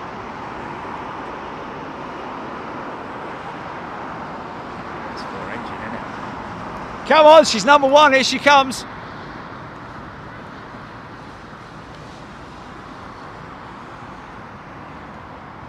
Come on, man, I need to get this shot. Here she comes. Come on. Number 1, please. Good evening, pop pickers. Oh, she's geared down quick. She's number 1, man. She's number 1. We beat the Red Arrows. Well done, everybody. Give yourselves a big old pat on the back. Oh, yeah, okay. Jill Blakeney, thank you, Jill. Donating a £5. Everyone's saying she's number one. BA-84 from Vancouver, folks. Just to clarify, this is flown by Vanilla Pilot and Lady Monty. I'm not sure who's at the controls, but I'm sure they... Oh, okay, so Vanilla Pilot is operating the aircraft, folks. Lady Monty sitting on the, she's captain. I don't know. Yeah, here we go, calling out the numbers. Awesome.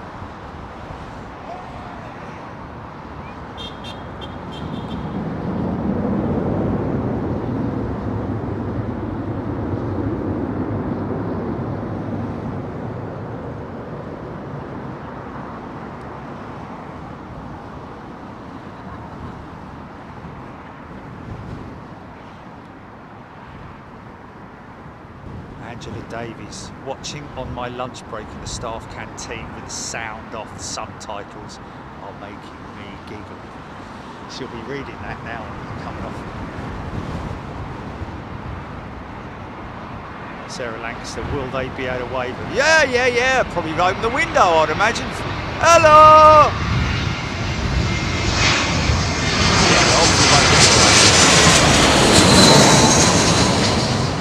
Sarah Ansel, over 4,000 tracking this aircraft right now.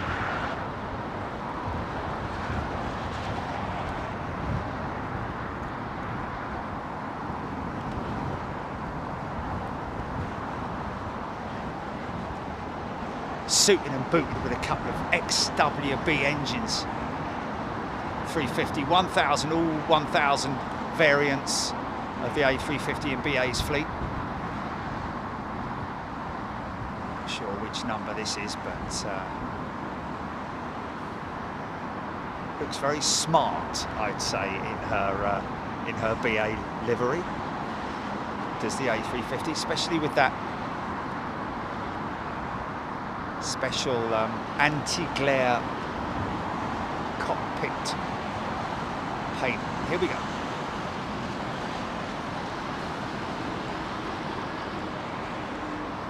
I just want to say, we're all relying on you. Good luck.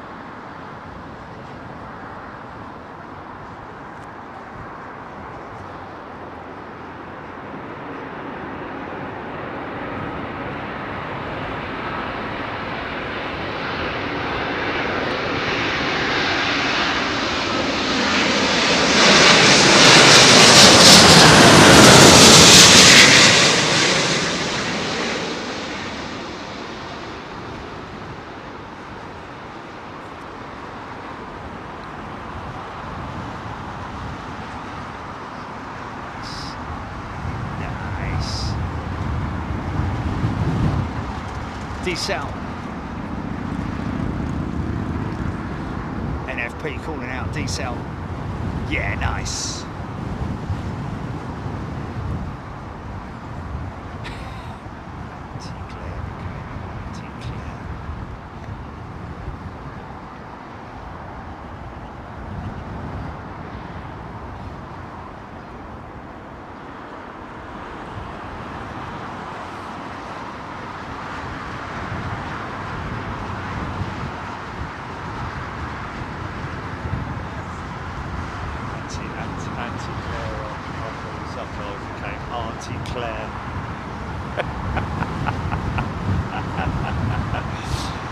Nice to see that really awesome Auntie Claire paint on the flight deck windows.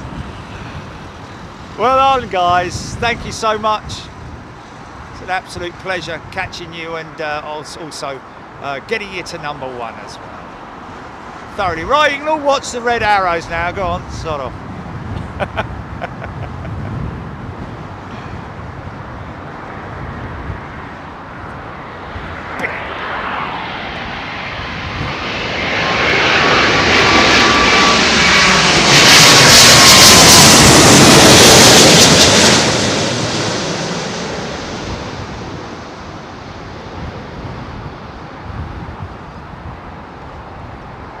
didn't know the meaning of the word.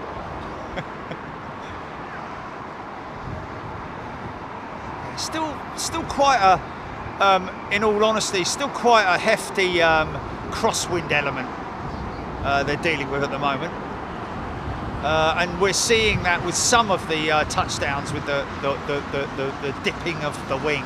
Although, in all fairness, didn't see that so much in the in our recent landing with Vanilla Pilot, Lady Monty. That was straight down to middle. There you go, you see.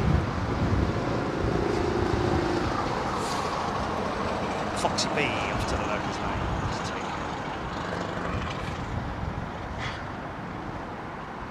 Simon Morgan, thank you. Oh, Rachel Van Zeller. 318 Taron is next in. Oh, look at him all the way out there. Look at me, look at me. Hasn't grown up. You're never going to grow up. It's like a Peter Pan, this plane.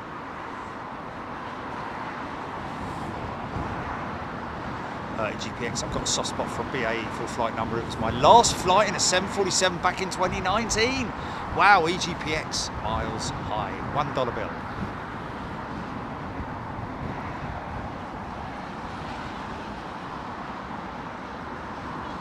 Jules Aries.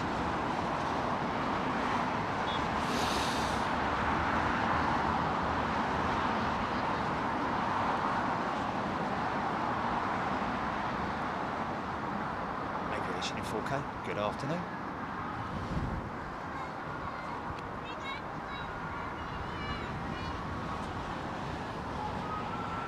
Ice cream van.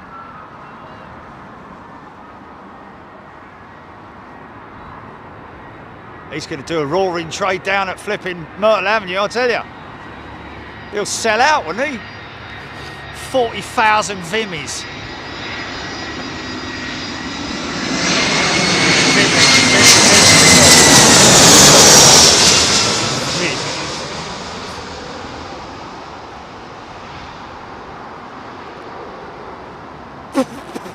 Mate, this tastes like bath cleaner.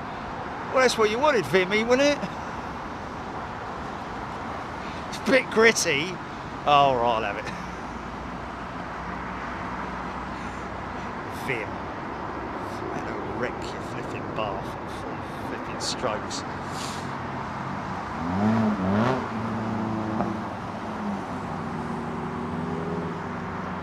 Gonna go left. It's gonna turn left.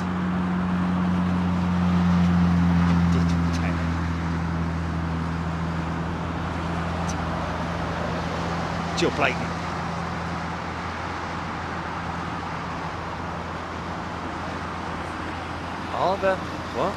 Are the fence people? Dawn has cats. Are the fence people there? Because Joe, no, it's because they're sort of like obviously if you're at Myrtle Avenue, depends on where you are, but you get quite a restrictive view because of the trees, whereas here you get to see the glide slope. So you do get people. Runway lights.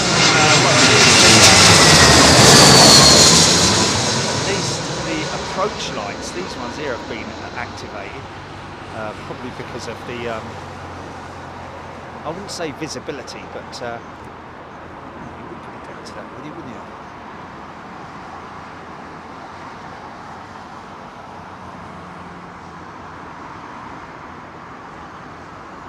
Suzanne Ellis.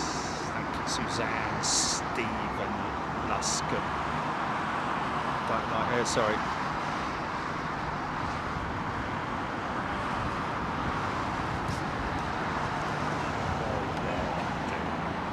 Something big turning on the back. Is it?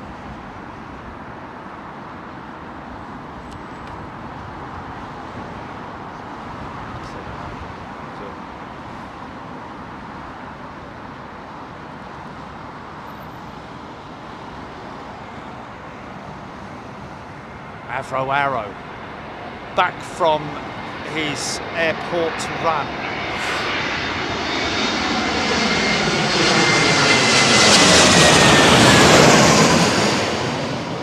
I got your envelope, Avro, but there's no stamps on it, mate.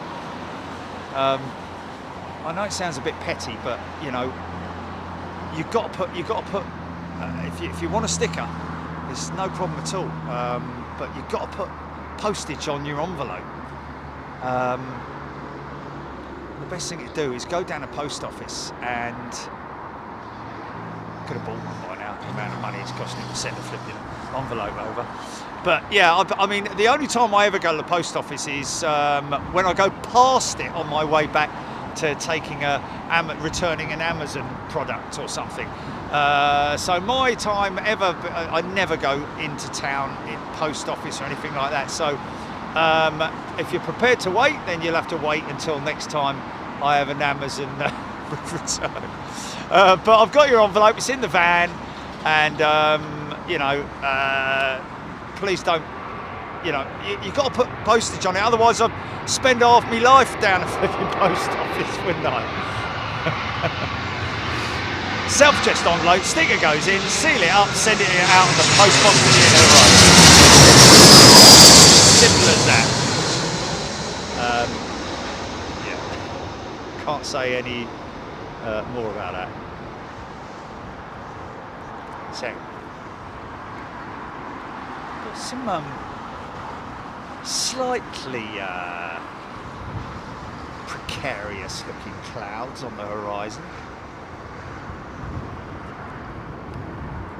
Charlie Waterman is a brand new member. Welcome, Charlie. Simon Rogers.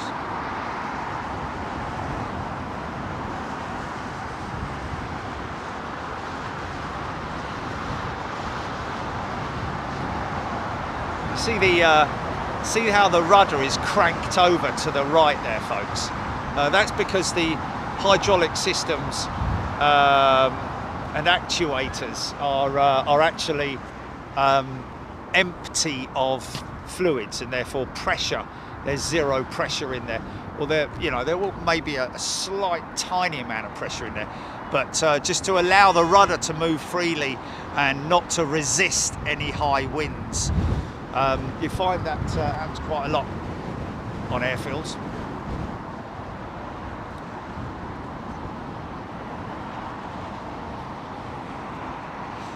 Dazzle handles, yeah, I have had that before, where you know, it probably wouldn't even get out of the UK though.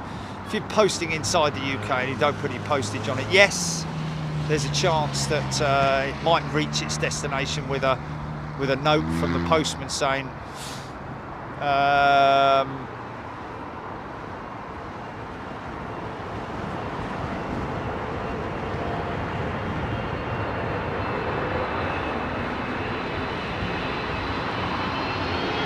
overseas, probably wouldn't even get out of the country.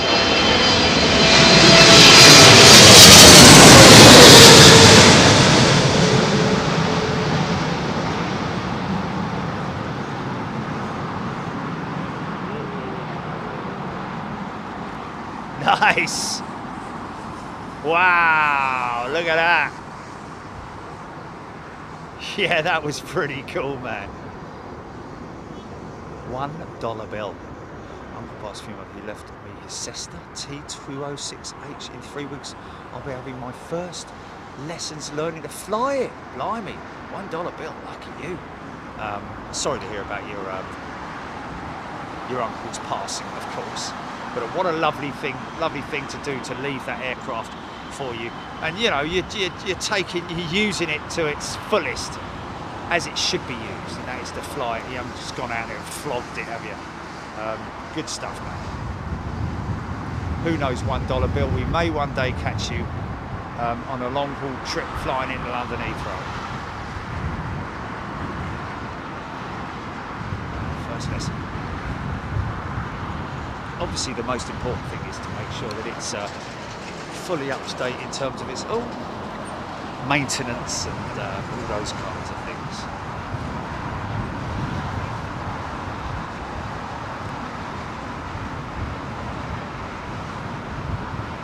Yeah. $1 bill.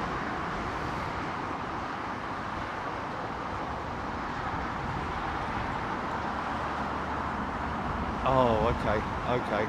No, I haven't seen that yet.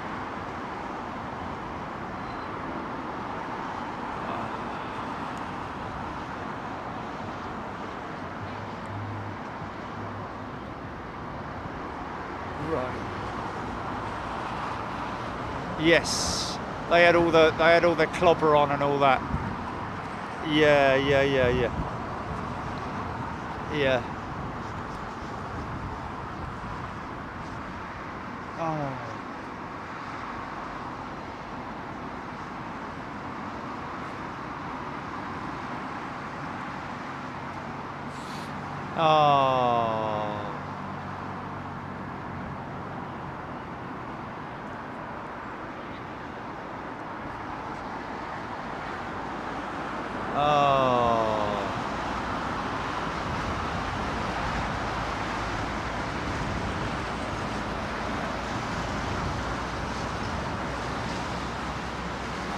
Just, I've got an email that I want to jump on, folks.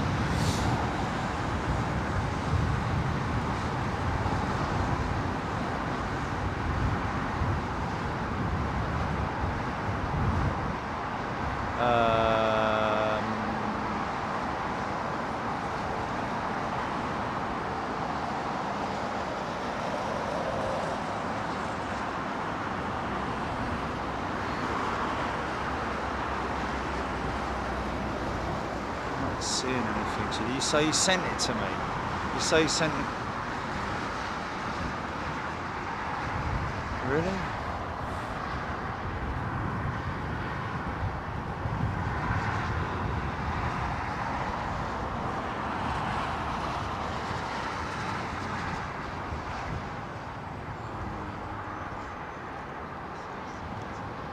Oh, okay. Here we go.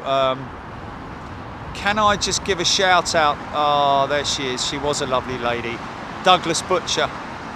Oh, that is a great shame. Douglas, so sorry to hear about the passing of your mum last week. What a great shame. From the very short time that I met her, she was a lovely lady. Loved Big Jet TV, loved aviation. And we will, of course, try, if we can, to get an Emirates 380. Is there an Emirates 380 going out in the next 45 minutes? Yeah. Great shame. All the very best to you. And Jeff as well. Sorry, Jeff.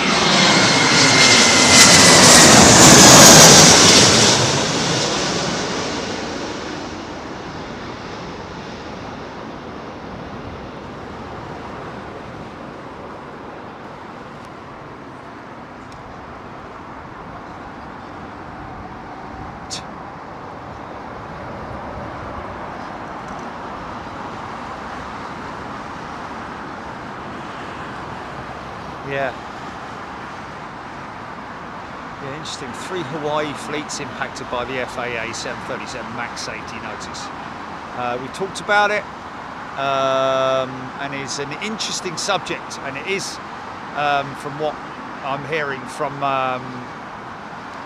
one of our members here, that it is linked directly to the MAX aircraft because of the intake cowl, I'm guessing, is unique.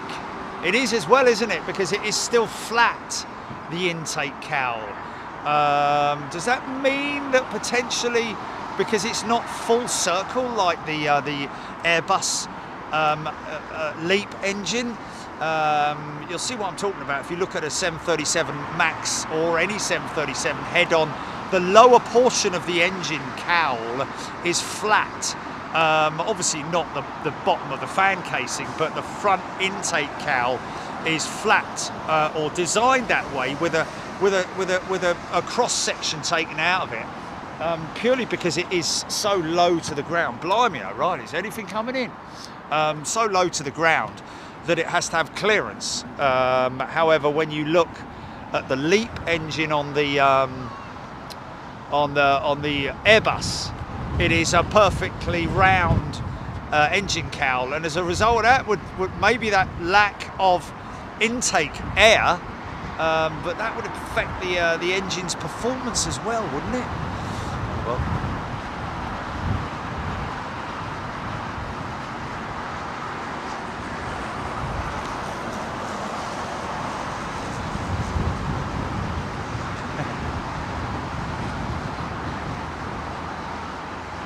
Have they pressed pause on the inbounds?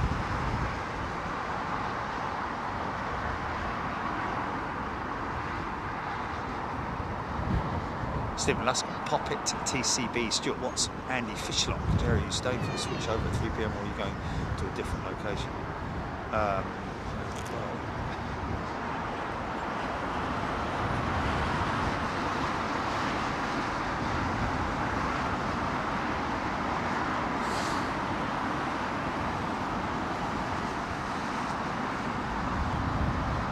.747 Jumbo, Sarah Lancaster.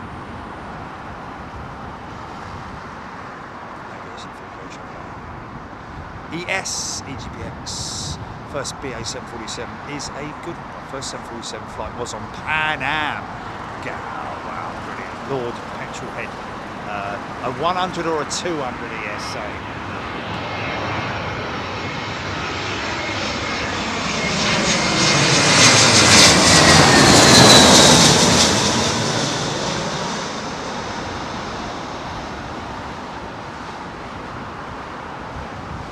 Midway funky shot nearly there.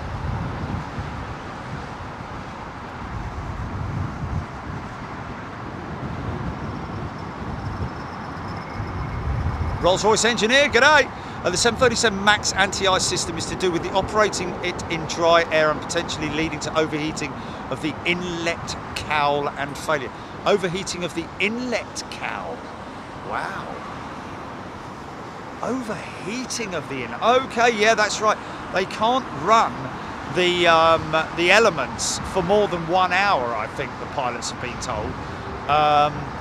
So heating of the inlet cowl, which is to prevent icing of the inlet cowl. Okay, so it's not anything to do with the components, it's the inlet cowl. Thanks, Rolls-Royce engineer.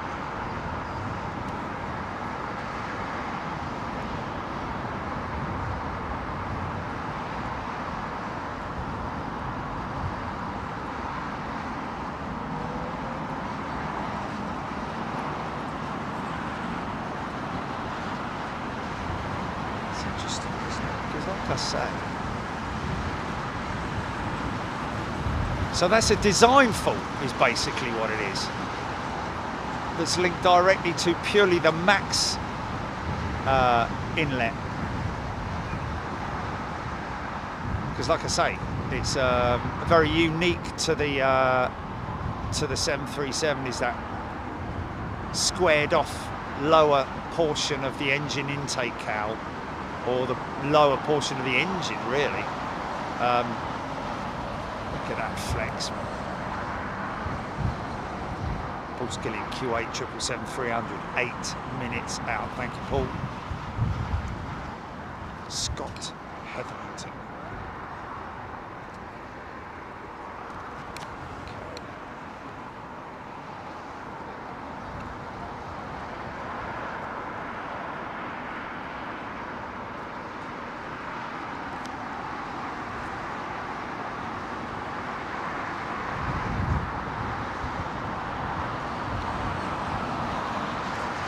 Now, I know the flat bottom cowl is not new. The flat bottom cowl has been on the 737 for well, since the NG aircraft, the next generation jet was introduced. I'm just saying that there's obviously some kind of a design fault with the heating elements on the intake cowl. Ian D is a brand new member. Welcome, Ian. Blimey. Steel. Weighs 44 tons.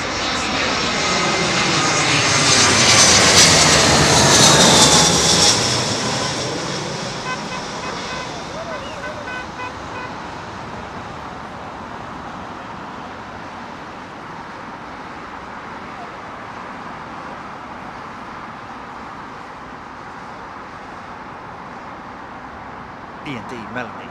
Kushika. Mr. Singh, Rolls-Royce engineer, thinks it's more to do with the change to the inlet cowl. Yeah, interesting. So potentially what they're talking about is the potential for the inlet cowl overheating and dislodging, and parts thereof breaking away, and potentially, yeah, well, the rest is sort of like, you know, it's a little bit what potentially could happen. It's not very nice, put it that way. So they need to notice the distinct lack of maxes here today, but that's just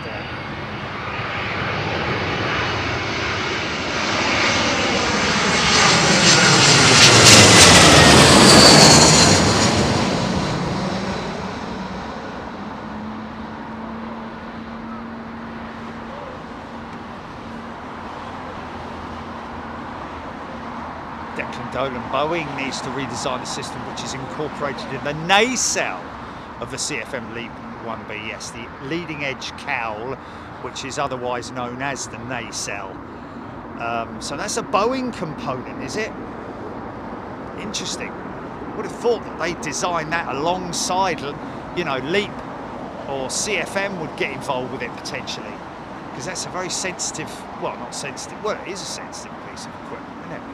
You know, obviously it's the leading edge, therefore it's prone to potential impacts. Mingbot, no. Alan Robbins.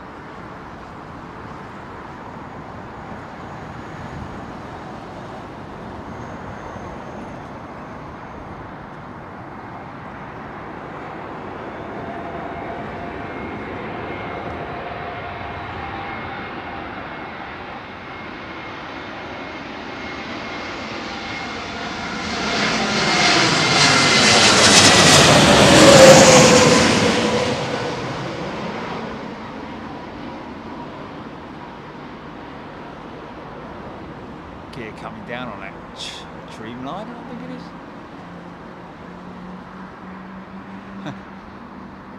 Richard Fleer, good day to you, Richard. Got to get out to Chicago, haven't we? So we're doing Miami next, then we're going to do Chicago. We'll have another look at LAX as well, folks. Seen something there that we're quite intrigued with. Boeing seem to be in real trouble these days, Jeffy. Well, yeah, it's press that they'd rather not have, isn't it? You know, at the end of the day.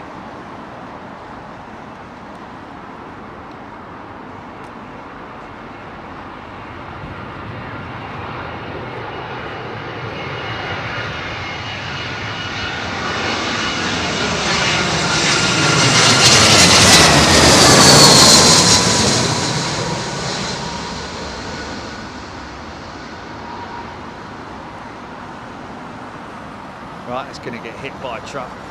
Not literally, the landing is. So we'll come back and check this stack out.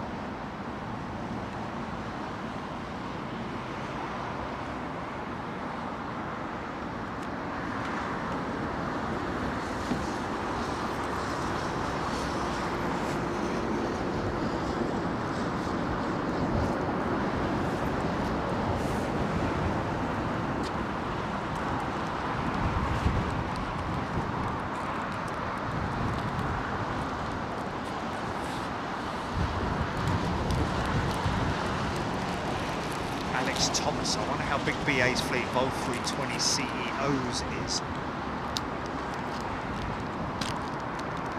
Still quite substantial, I believe.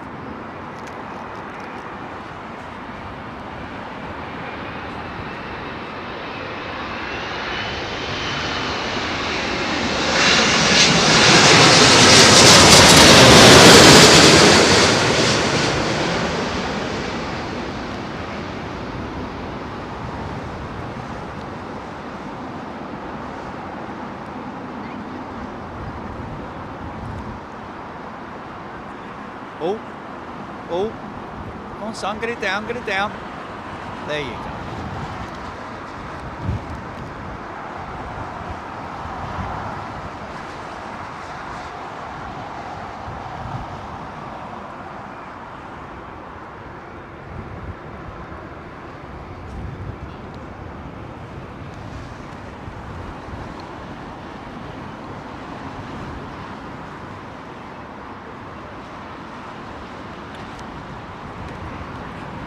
Seen a 7. Oh, we may have seen a KLM 737 earlier on. I don't know. Anonymous has donated 100. What's CA dollars it is, but thank you, sir or madam.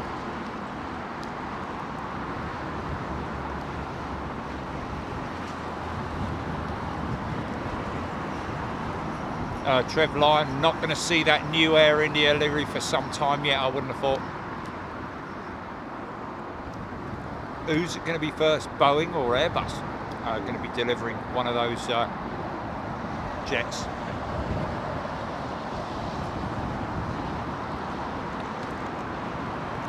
Haven't they got one already painted down at Toulouse and they just haven't unfolded it, haven't revealed it yet or something?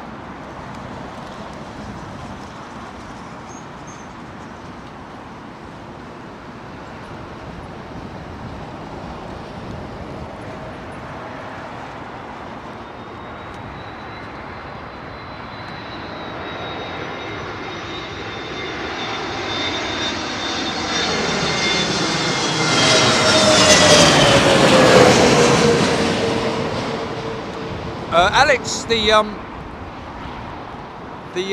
wing flaps will be brought down in increments normally. The gear will not. Of course, the gear creates quite a lot of turbulent air, and therefore it's it offers another slow down byproduct of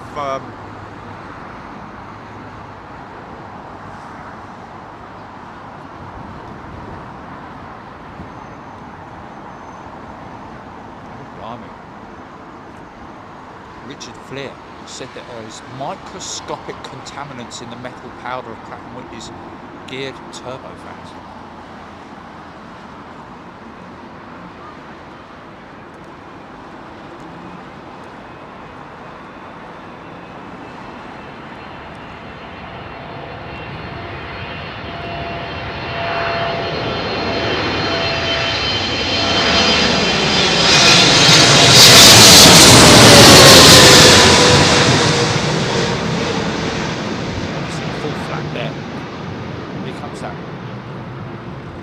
Fighter jet noise.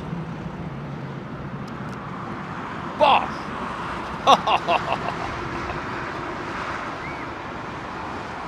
Yeah. Oh, Luke, the new Air India livery will be on the 350. Okay, so we need to keep an eye on that, don't we? Because somebody was saying last time when we were down in Toulouse, short brief time that we were live, that there was a 350 jet down there that just hadn't been revealed yet.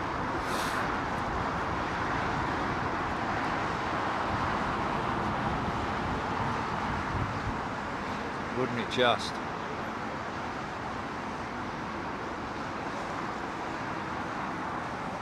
Air India 350.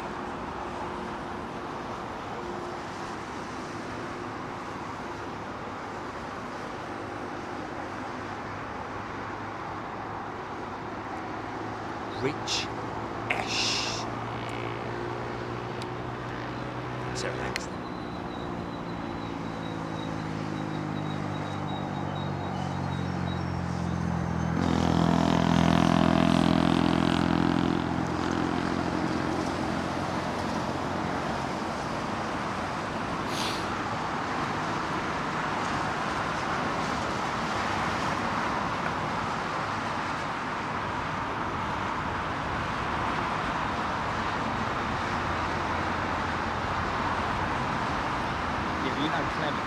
all over it, Chile, before, you know.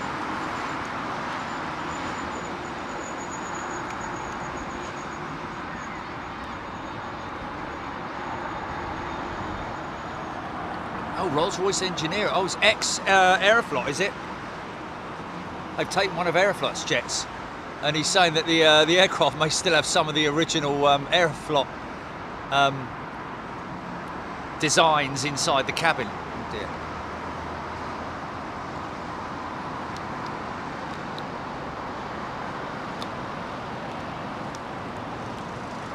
Who in Chew, thanks to all Hurricane Society donors, I'm actually adopting another kitten from my local shelter today.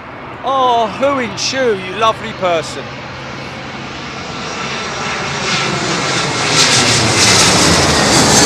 Oh, you know, it can go to another home when it's all healthy, and unless of course you like Jilly and never let it go.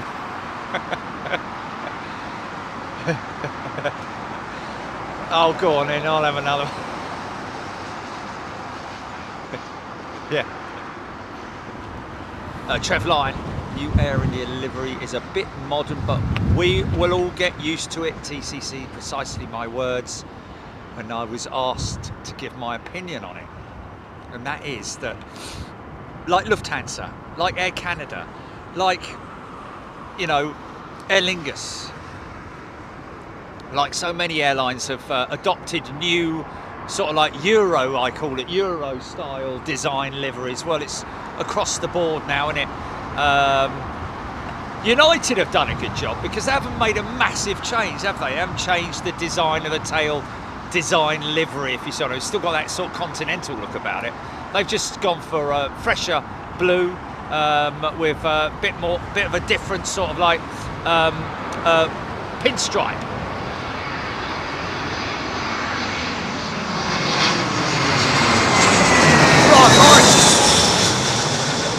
Good afternoon, Brian.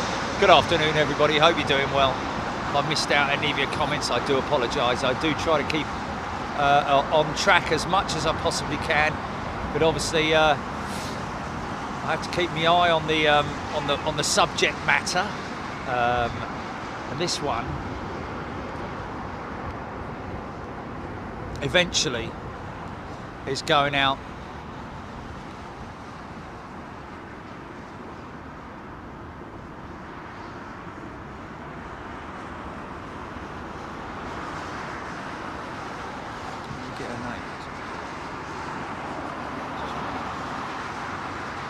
Eileen, there we go. Let's give this aircraft the Eileen nose art just for this one specific operation, shall we, folks? Let's call her Eileen. Come on, Eileen.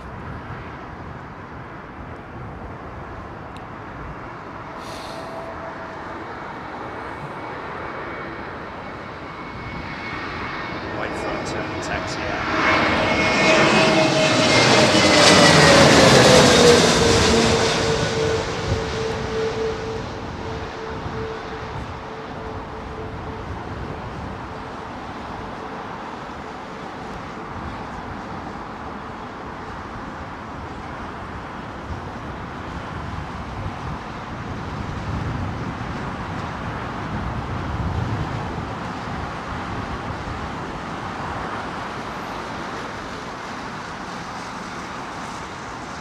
Seems from what I'm reading, apparently Eileen's going to be meeting at the pearly gates with the Big Jet TV sweater on or something.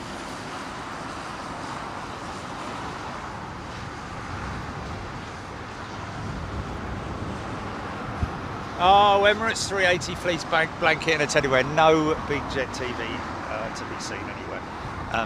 Oh, isn't that lovely? She obviously loved the Emirates 380. Oh, bless her.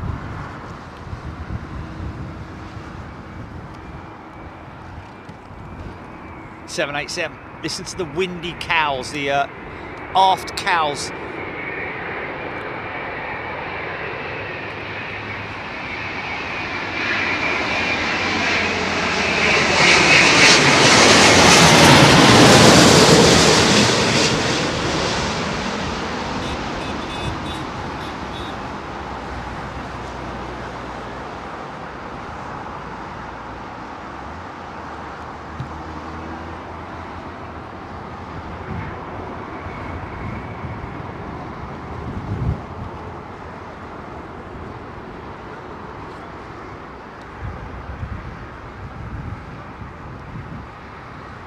Alan Robbins 380 Singapore approaching the English Channel.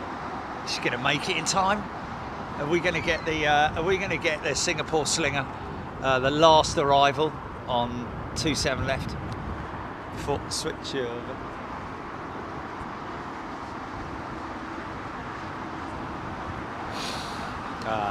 No, we're not.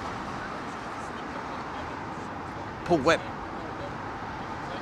tuning in from the Renaissance. Morvey, remember flying Aeroflot 30 years ago, smoking in the back of the aircraft with 20% of the seats broken.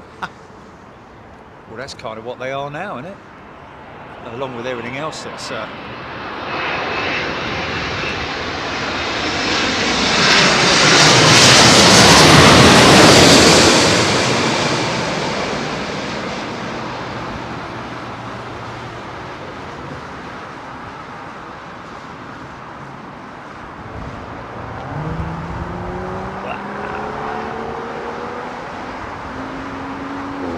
elevators shuddering, folks, mainly down to the turbulent air that's being kicked out by the engines. I say kicked out because it is primarily kicked out ever so slightly forward. Who was it who sent me that wonderful email? I've got to say thank you to him.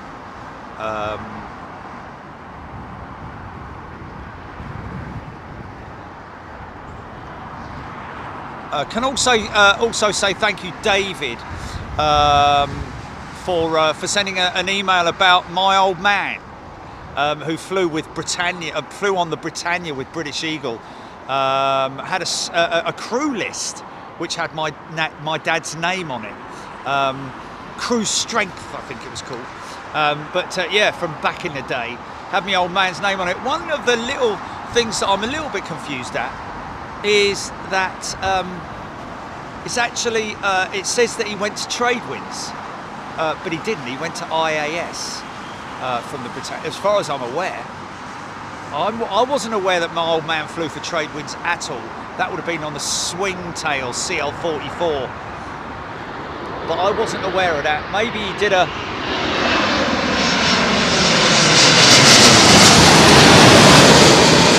Maybe he did a short stint, all funky shot.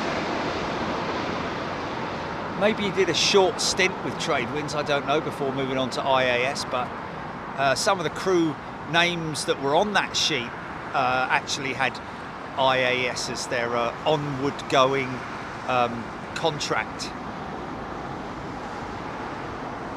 But yes, mate, thank you so much, David. Unfortunately, I do not have any information on the old man in terms of his, you know, in terms of the, you know, logbooks or anything like that. Great shame, because I'd love to have done. I don't even know if he kept any, to be perfectly honest with you, after he retired. I don't think he was actually all that interested. I think he was that gutted that he wasn't flying anymore, that he didn't want to sort of like be reminded of it, so to speak. You know, different people take their retirements or whatever they're doing in different ways. Depends on what state of mind they're in when they retire. But my old man was definitely not in the right state of mind. He didn't want to retire from flying the big DC-8s. Oh, I just got another funky shot I missed there. But yeah, it is the way it is. But anyway, David, thank you very much indeed for sending that. Really appreciate that. What was the other one? I think you forwarded it to me, Jilly.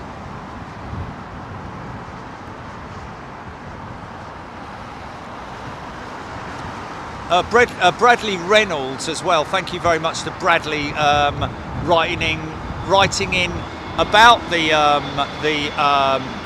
engine software upgrades that I mentioned. Nice clean set of, I think they're LEAP engines. They are slightly squared off, aren't they? They are slightly squared off the 320neo engines, I think. So slightly, maybe, I don't know. Always, they look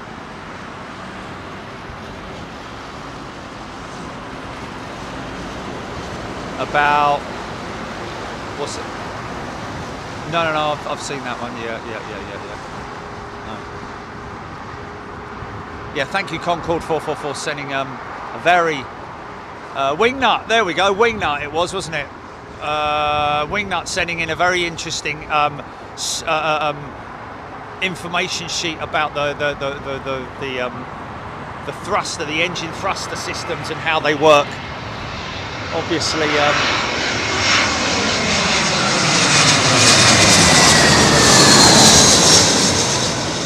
all the sliding type working under the same principle. But what we don't get to see, which is a bit of a shame, because we're too far away. But there are directional doors that also open within the system, especially on the GE90. There are redirectional flow doors that direct the bypass air, so that it is directed towards the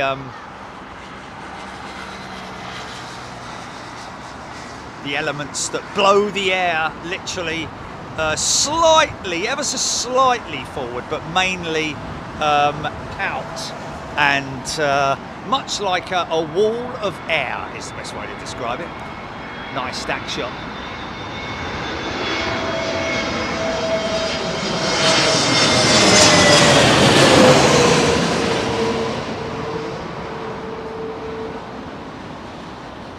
Anyway, thank you, sir.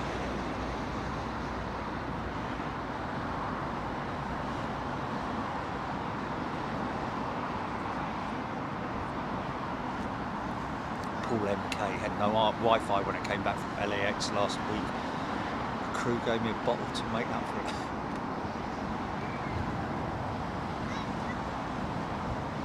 Yeah, I'll be honest with you, folks. You know, the Wi-Fi is it's a bit of a hit and miss as to whether it works brilliantly or not. I've gotta say, the best one that I've had, I think it was, wasn't it United or American or something like that?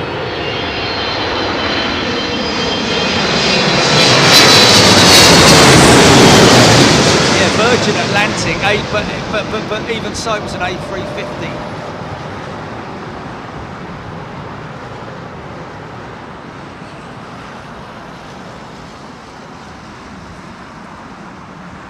Yeah, once you, Atlantic-bound traffic is always a little bit iffy with the with Wi-Fi reception, and you end up paying 21 quid and spend the rest of the flight sort of like just watching the windmill go round and round, and then just giving up on it in the end. So it's a little bit disappointing, of course.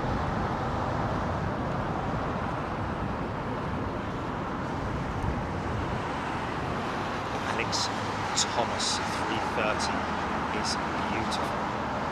Yeah, especially the new engine option 330.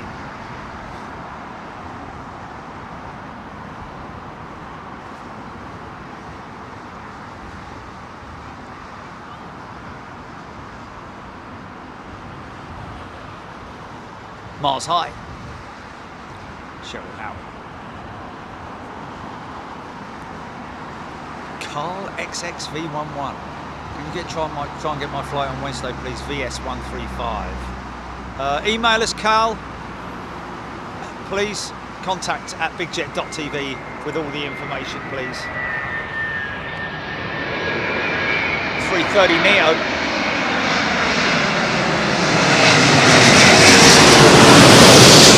Yeah.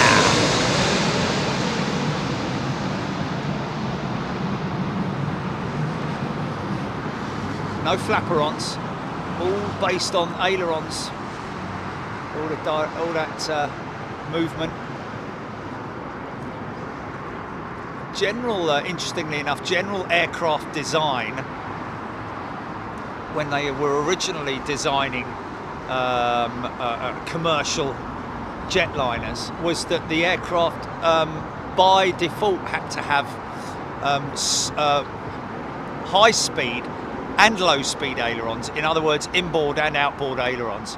That's why the A300, if you see the A300, it has both high-speed and low-speed ailerons, whereas the later Airbuses, all after that,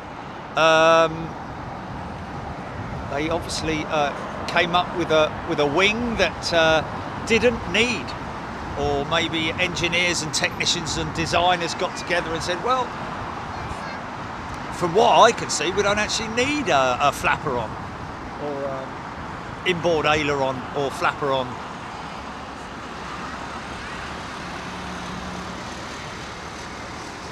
Rohit Parkour. Just got the Spitfire on flight radar over Blackpool, popping TCB. Seeing it on radar isn't the same as hearing it.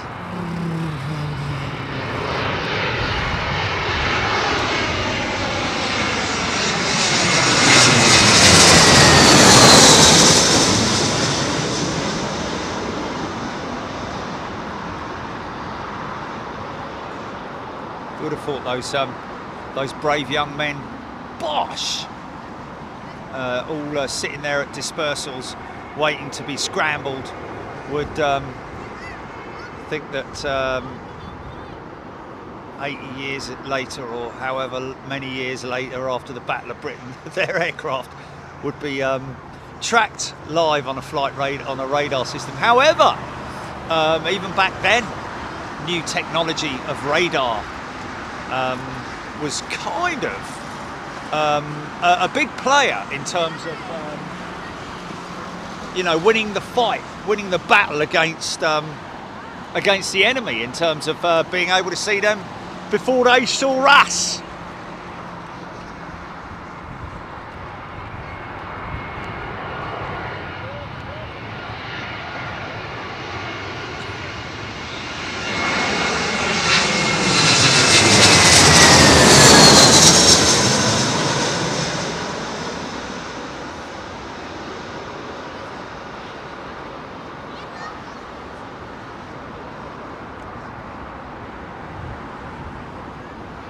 Slinger not going to make it, no. 10 minutes. Luck, 8.97.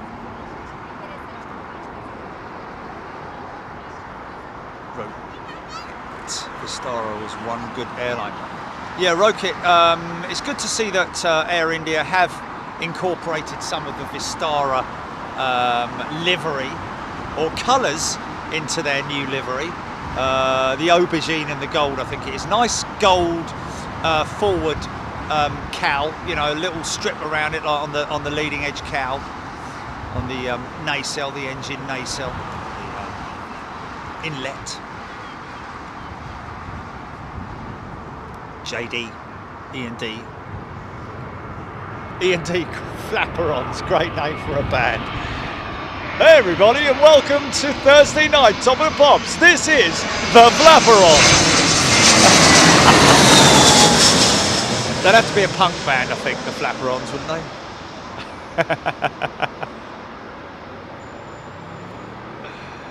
Oh, funny.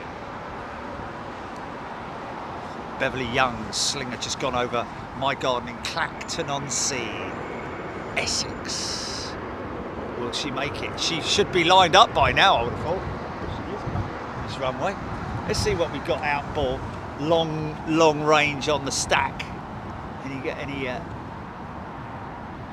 Actually, I'll be honest with you. I'll be honest with you. Oh, hello. No, it's not her, is it?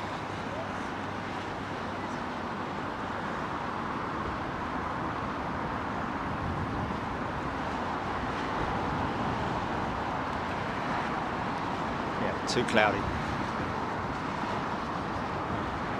Ah, yeah. Yeah.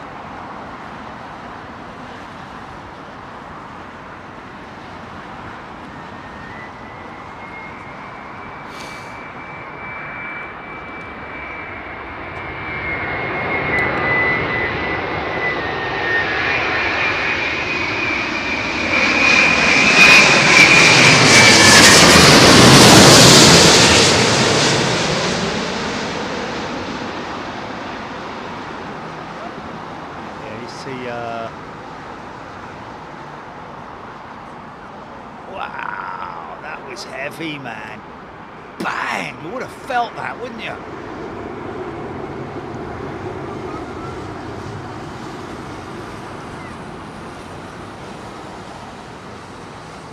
Alex Thomas, just 3 left for 2.7 left.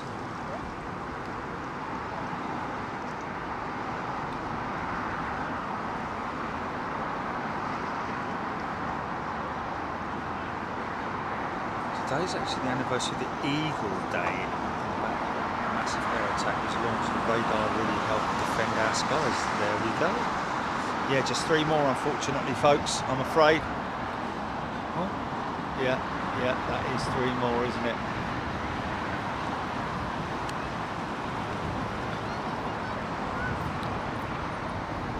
Rohit flew Gulf Air 1989. Oh, blimey now. What would have that been on? TriStar? Is a livery that a lot of people like.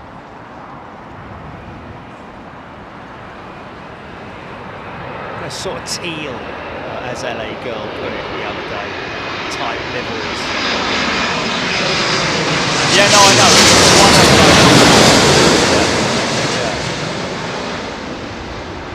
Yeah, it's not glossy. It's not flat. It's sort of like satin, isn't it? Like a satin finish.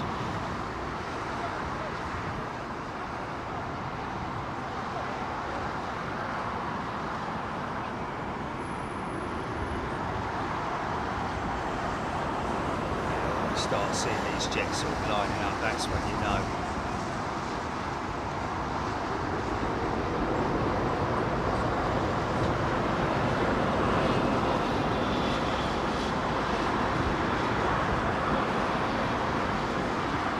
So oh shit.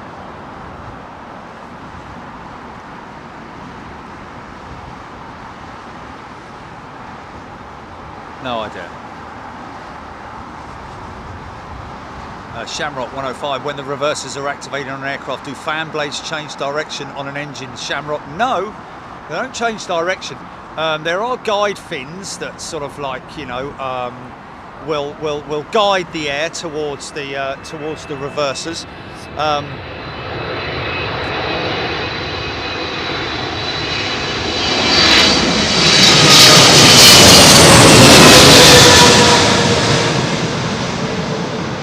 But no, the blades will stay in static in their positions.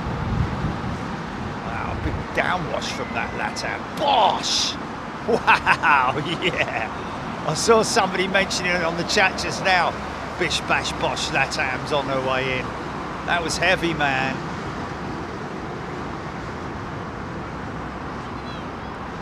Declan Dolan, yeah, shout out to the ATC. Always doing a great job, non-stop. 24/7, 365.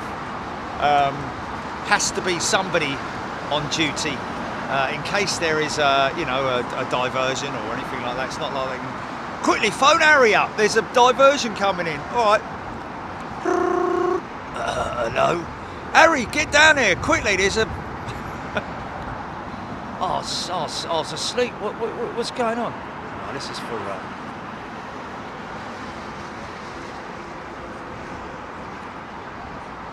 Eileen's jet. One last flight for Eileen.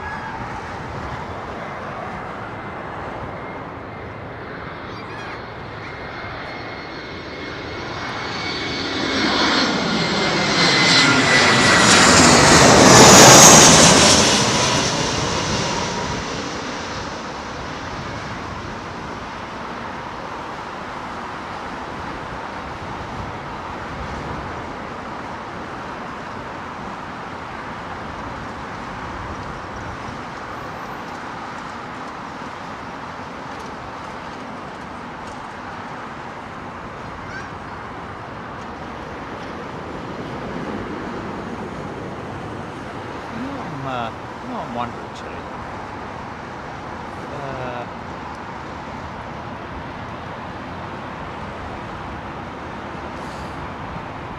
Just wondering.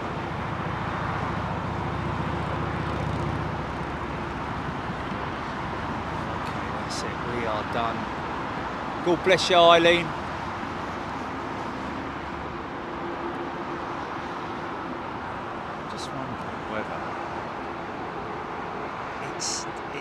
It's something that I have Jerry and the Flapper-ons. Yeah, I guess you could tag that onto there, I guess. Gillian Sankley. Yeah, thank you everybody. Around about $2,650 is that raised for the Maui Humane Society. All of that money, folks, every single penny of it going to the Humane Society.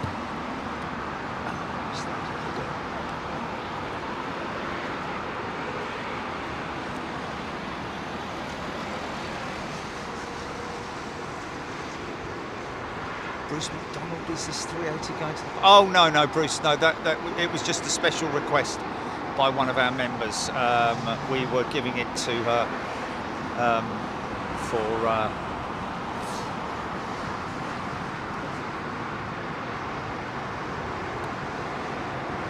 don't go anywhere yet, folks. I'm just considering some options here.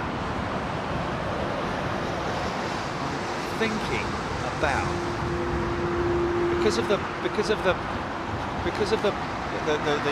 all the paraphernalia that's in the way there, whether or not I would be able to get far enough over that piece of that structure there is what's concerning me. I'm just thinking if I go and park the van over there,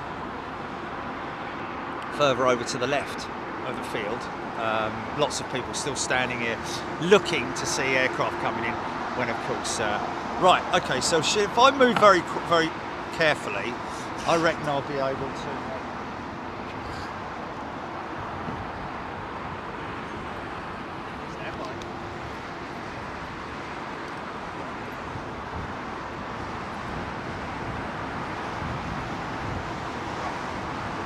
give it a go, folks. Hold it right there, Shim Shim.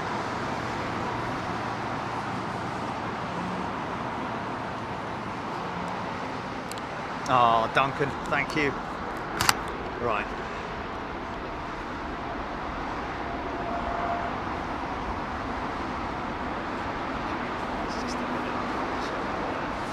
Yeah, of course, man. It was sun as well, wasn't it? So, right. Hold tight, folks. Tie anything down that isn't strapped down. Well, this might not work, by the way. This might not work, so just bear with me.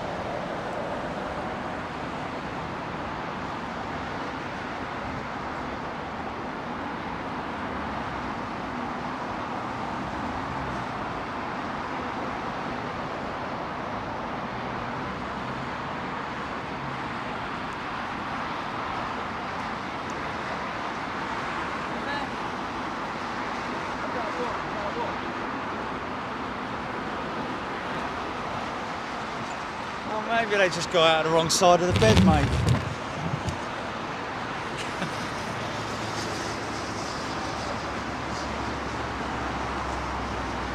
No. Mate, if that's the case, then just boot down. Because, you know, they don't, you know, they're lucky to be on there anyway. So, you know, if they can't behave themselves, then they just have to.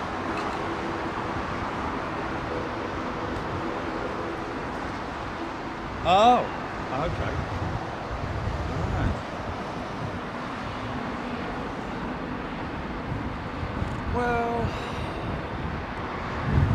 yeah. It's a tricky one, isn't it?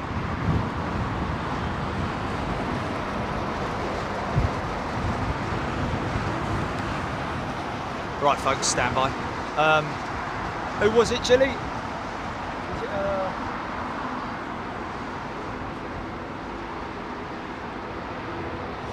Right, what's the flight number, and is this the triple here, or have I got time to move?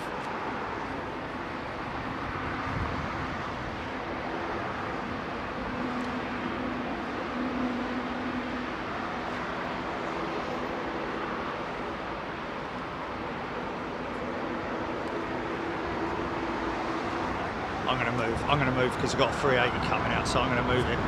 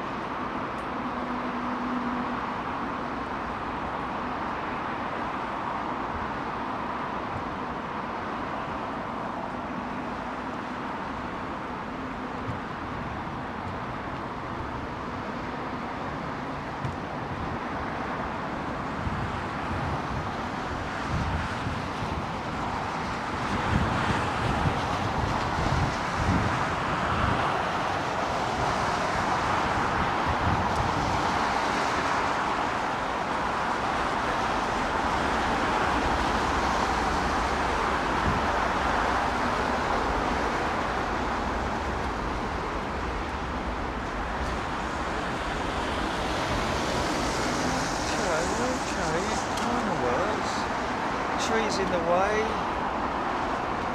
Let's have a little look.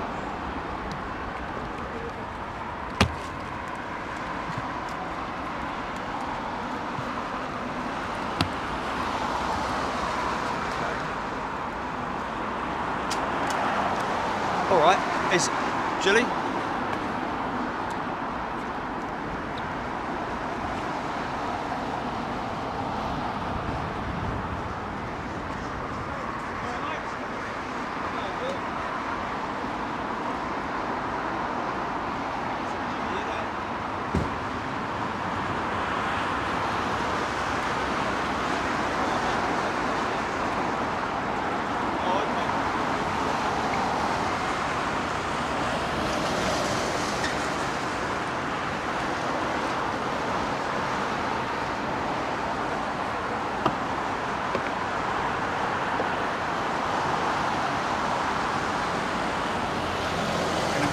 Climb out shot.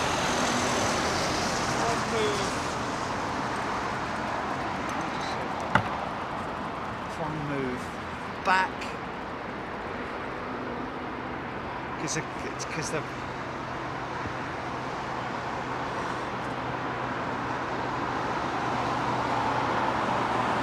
okay, perfect. Gives me time to get everything in line here then.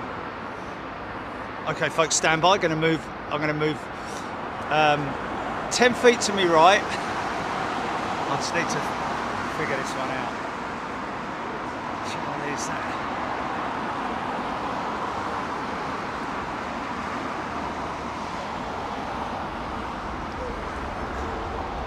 Hello, mate. Hello, mate. The trouble is, no matter where you move, folks, you see, I'm trying to get these pieces of airport, you know, stuff. Just take the bleeding. See, that's what you get. That's what you get when you fall in love. You get a face.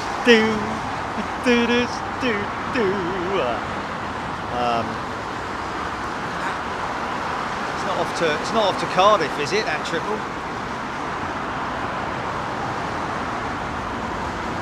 Lots of road noise, man. Lots of road noise. Oh, is it? Okay. Dirty old triple there, look. They got two of them rolling on. Okay, it's a tricky one, this. That's Bengaluru, is it? It's tricky, this, man. It's tricky whether I go to my right and quite a decent shot from here of these jets lining up / turning on, but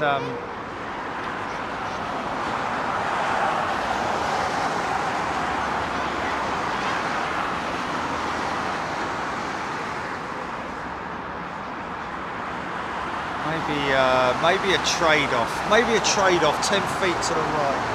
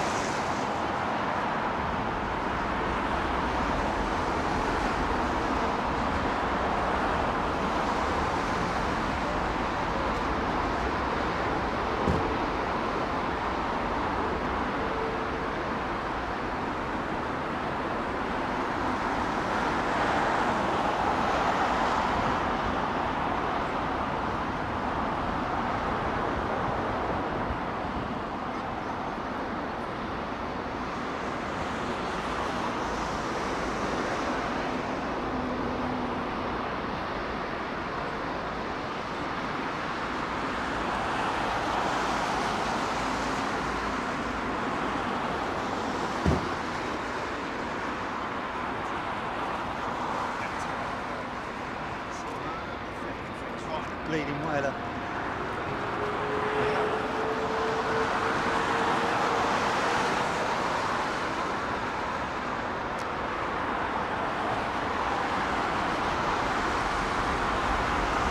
Wow. Feel that shaking the ground, man. Flipping lamppost, man. Everywhere you go.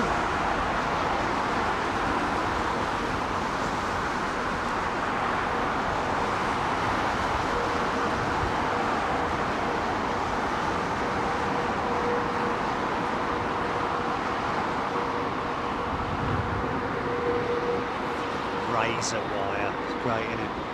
These beautiful engines, man. She's sitting quite heavy, isn't she? Isn't that the one? No, it's not the one we're flying, is it?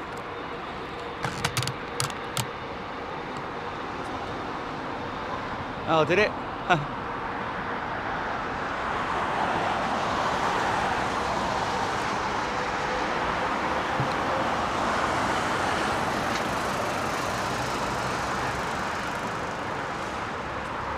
A special request or something.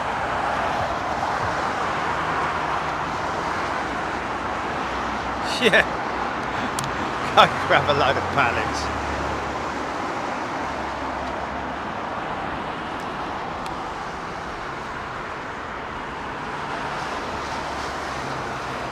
It just turns off. It's most annoying.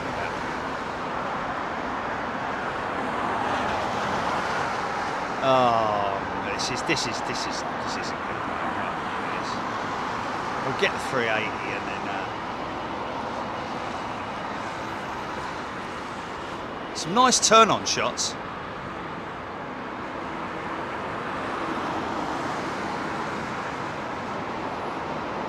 Lee Air Videos. Welcome, Lee. And AVT, A-V-E-T. AVT. Good day to you, brand new members on the channel. Great to see you here. Thanks, everybody. Kelvin Grant, can still just hear the wind-up power, even with the road. Yeah!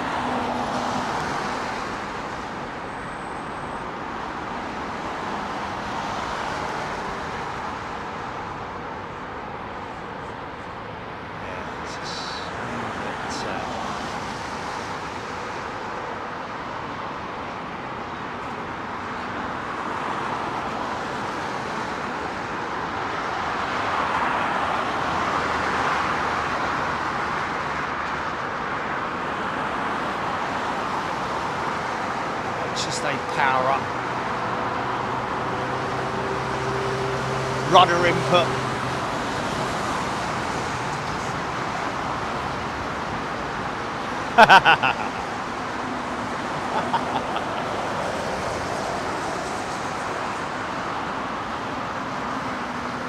...747 Jumbo airport designers, absolutely no consideration.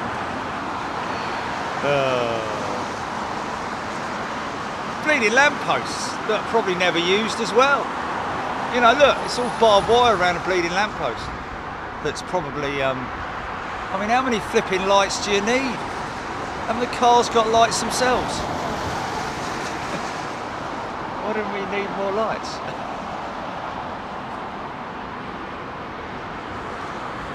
Squirrel.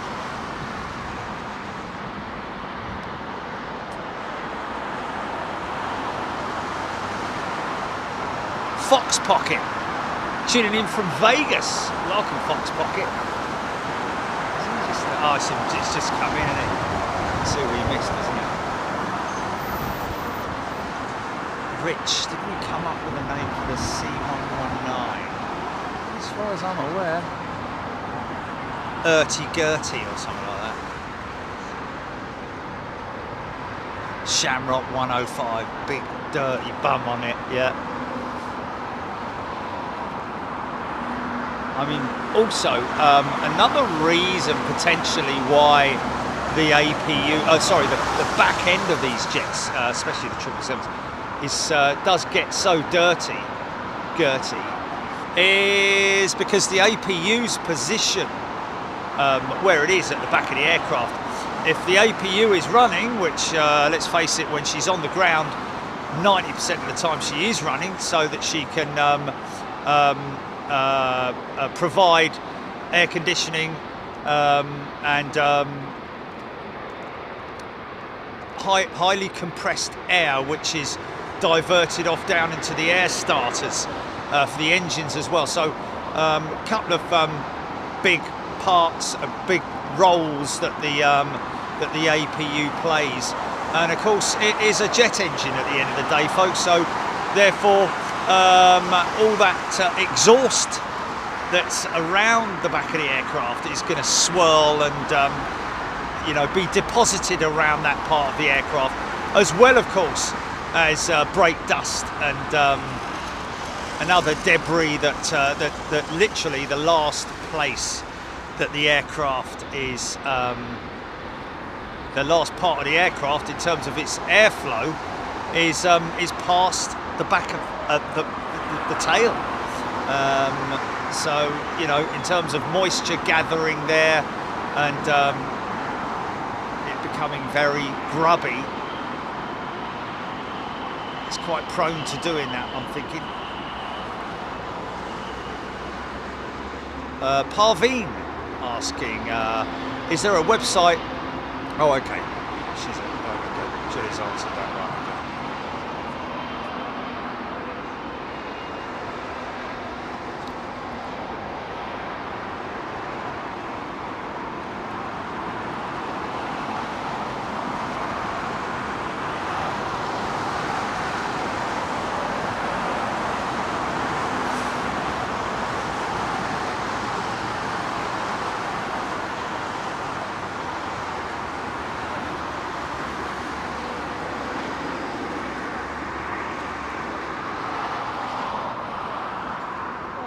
Yeah, great idea about the scaffold tower, but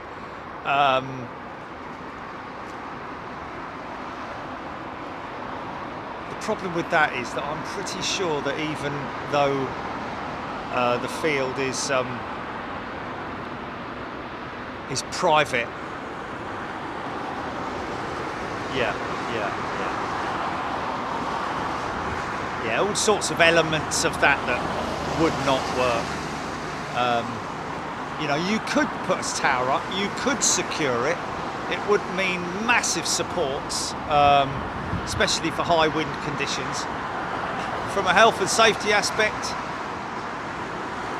you know, again, another difficult one, because you'd have to make it so that other people could get up it. You know,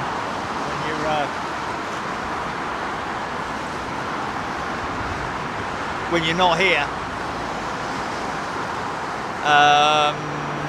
and therefore, you know, just the whole element of it is just it's unfortunate, a little bit too. Like I say, it would be great. Watch these engines fire up.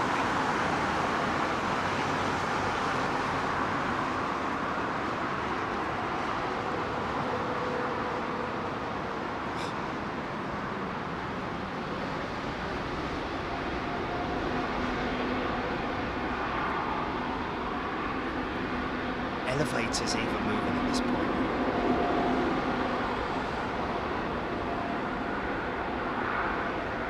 Runway inspection.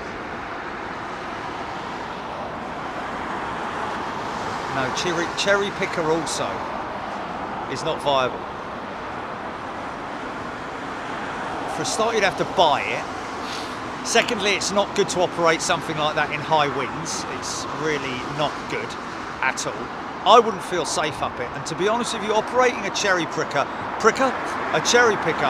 requires at least 2 people. 2 operators, I would imagine. Looking at it from a working at heights / health and safety standpoint.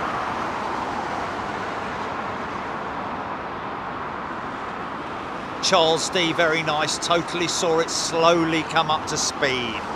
Awesome.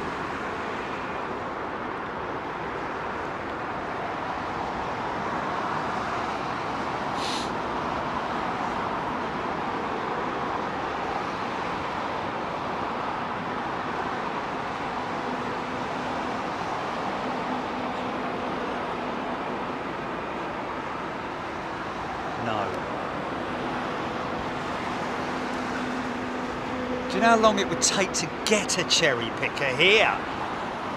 Flipping heck, man. So...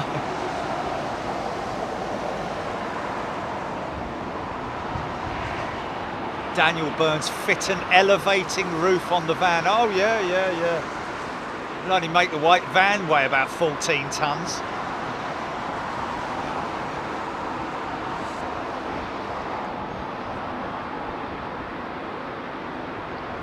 Of course, anybody who does come up with an idea for getting higher, hoverboard, yeah, there we go, jetpack, very slow parachute.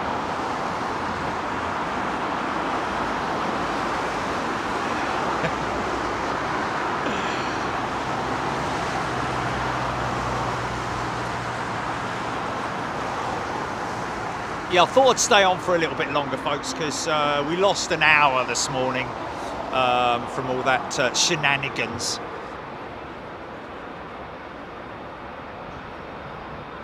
Love those kinds of shots, don't you?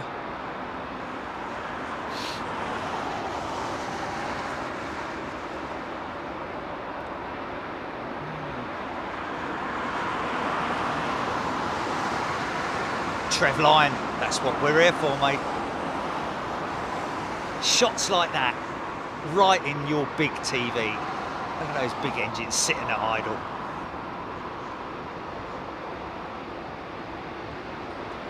Andy V, cut the trees and the lampposts down. Right, everything down. Whole lot, take the lot down. Excuse me, sir, what do you think you're doing? Well, I'm just gonna...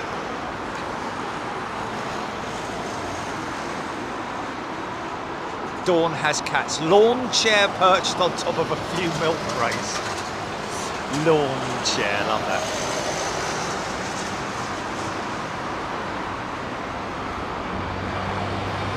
get a helicopter.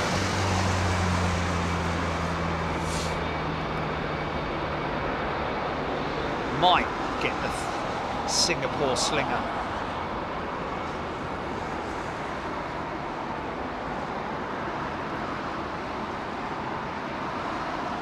Rod Douglas, yes, there is a flat roof building where I was originally going to be this morning, but because the night watchman didn't turn up, we would have been over there on top of that building there, right there, which has no lampposts.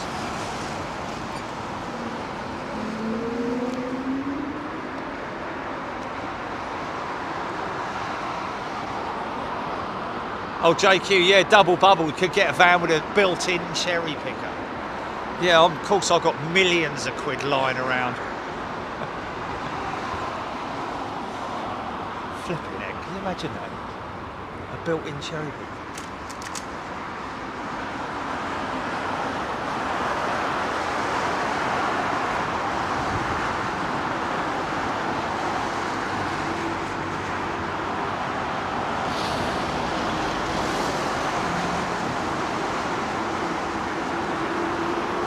Shamrock 105, engines on the 380 is the Trent 900 Shamrock.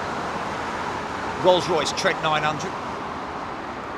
Built exclusively for the Airbus A380.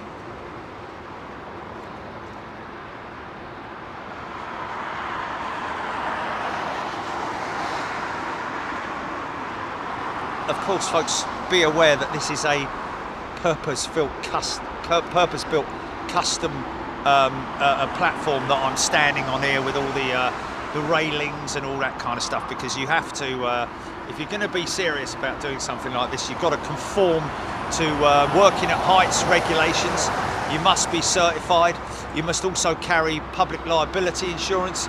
We have £10 million public liability insurance, as well as all the necessary checks in place that, you know, make it so that you are, you know, I mean, we all laugh about those that fella on the crates at the Renaissance, but if you're not protected, if he falls off or he drops something and it hits someone on the head and they die or become, you know, injured in any way,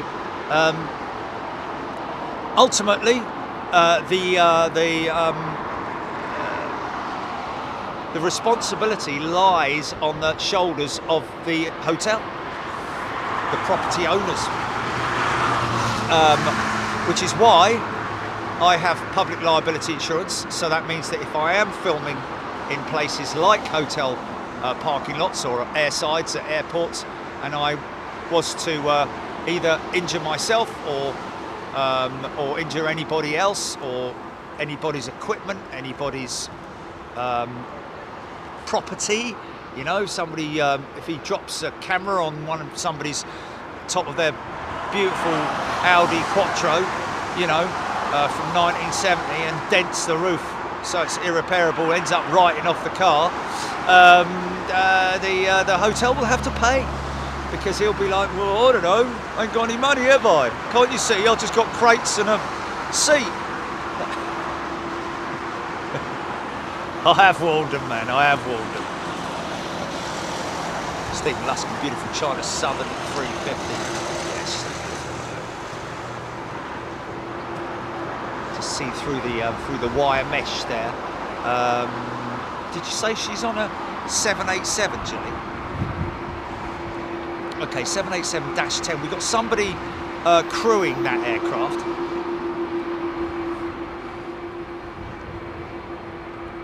Philip Thorley, yeah, China Southern 350.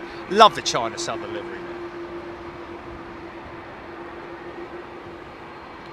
Window cleaner hoist. Yeah, we're going to hoist it up front.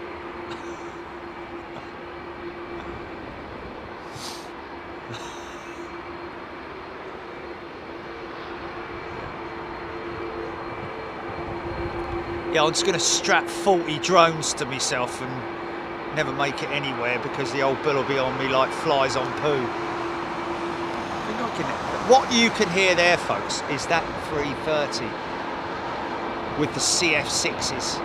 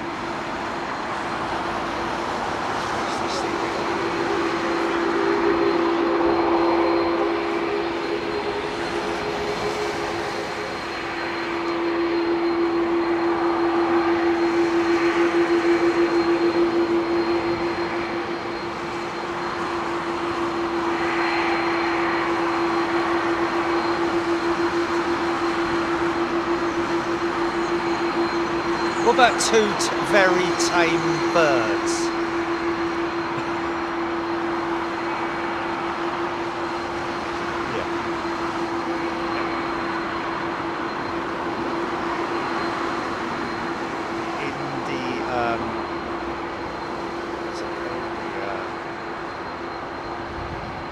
One with a big 8-foot wingspan on it. Anonymous has donated $20 to the Maui Foundation, Humanity Foundation. Thank you. So we've got somebody crewing on this jetliner. FBA. What you're hearing to the left are CF6s, folks. Doesn't that sound lovely, eh?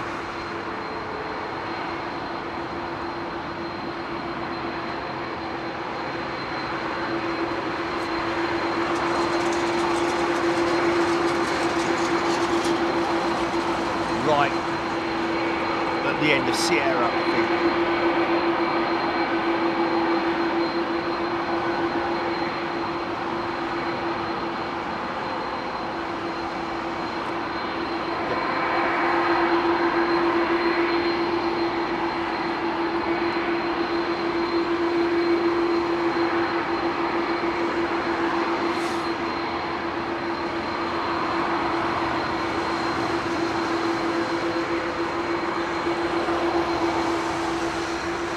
Iron Man suit.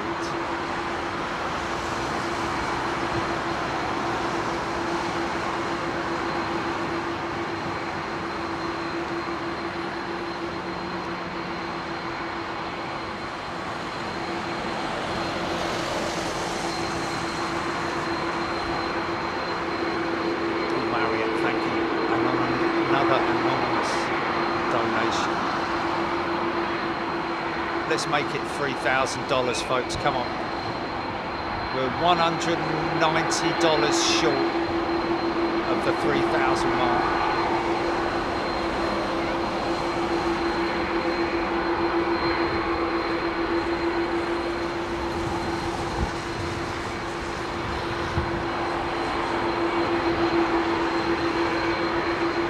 Prince Computer Games.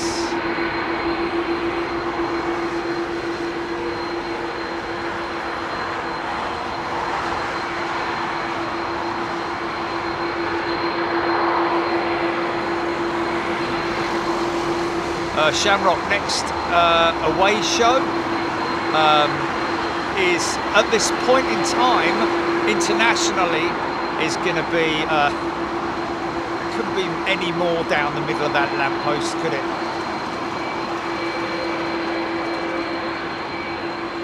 Miami, folks, the end of September, Miami at the moment, but there will be obviously some more announcements to come.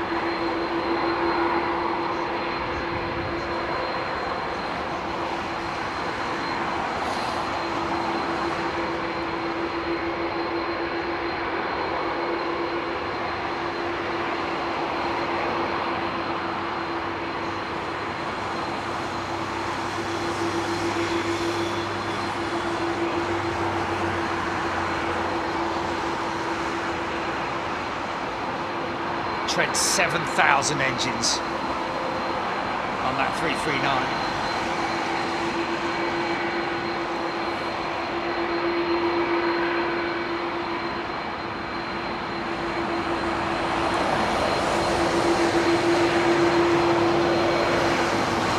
John Singleton saying to Liam G, the front wheel does the steering on the ground. Indeed it does.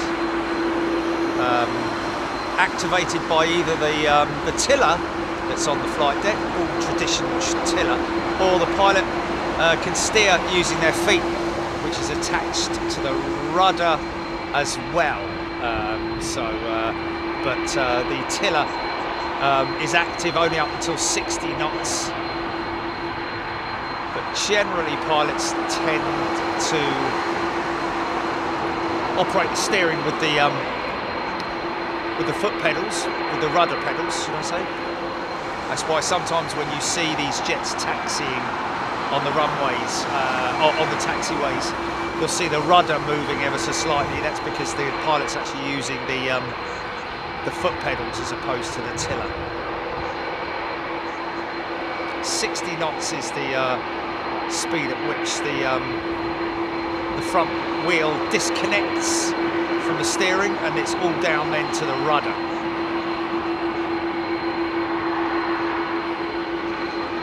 Because you wouldn't want to be steering that big lummoxing thing with your front wheel over a certain speed, because it could very quickly get out of control.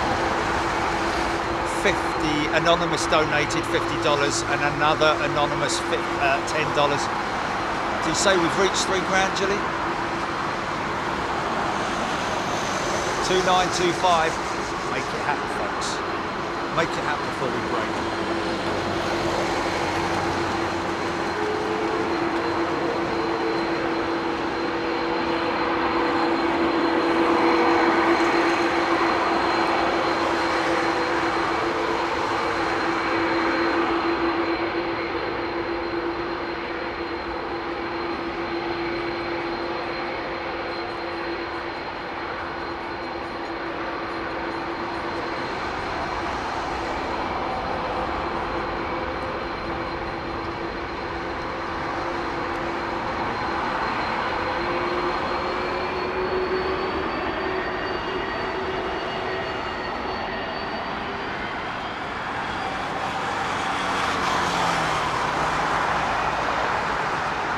Over $3,000 now, thank you folks. $3,000 going to be very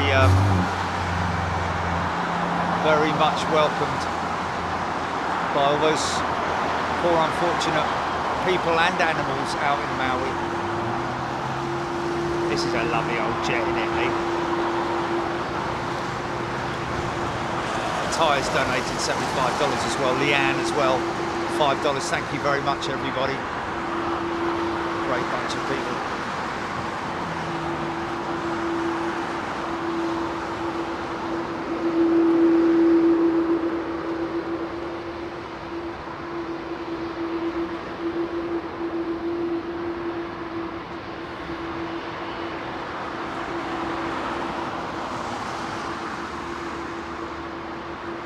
Oh, Caroline, thank you. That was Caroline with the £50. Oh, it was Caroline. It was the crew member's mum, wasn't it? Thank you very much indeed. There we go. For Maya, there we go. It was Maya who was the flight crew on that 7810. Happy flight, Maya, and thank you, Caroline. Rich S. I'm sure we did, Rich. I just probably didn't see it.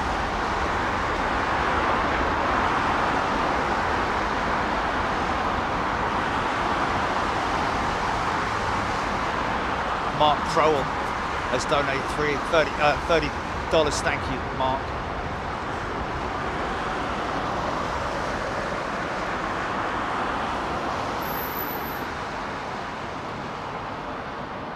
Wonderful kind donations.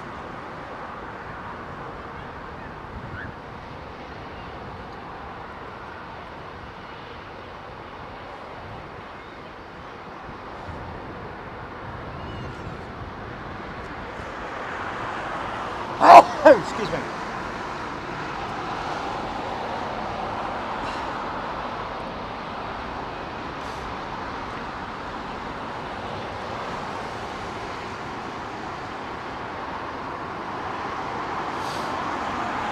Deborah Speller, £20. Thank you, Deborah.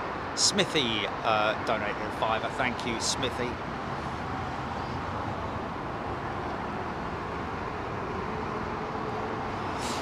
Yeah, Cathay 747 Husky Dog. That's going to be out on the other runway, I'm afraid, on the arrivals runway, which is on the northern runway.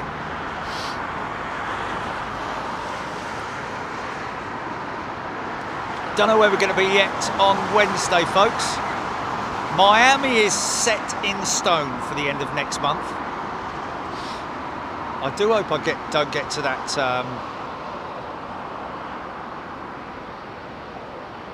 interview, Gillian. It's closed because the bloke's ill or something like that. Can you imagine that, going all the way to Miami and the office is closed?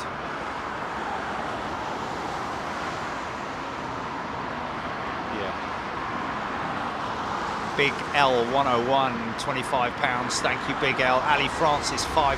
Thank you, everybody, for your kind donations. All of your money, every penny of your money, is going towards that humanitarian effort from Maui.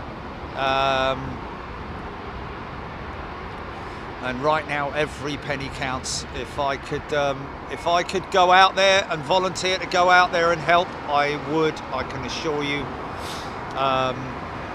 It is such a sad thing to see.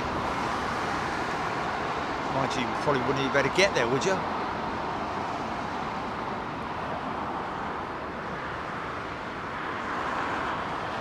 I don't think so.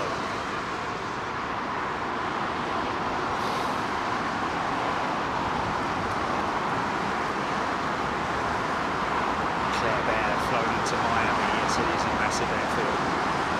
It's got a couple of great. Got a couple of great control towers at Miami. One is the Star Wars card.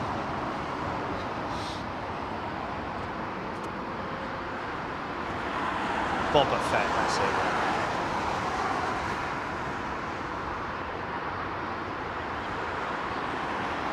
Yeah, Mark. And big iguanas, yes. Let's hope that the weather does cool down a little bit. Although there is some, you know, I do fly. Hello.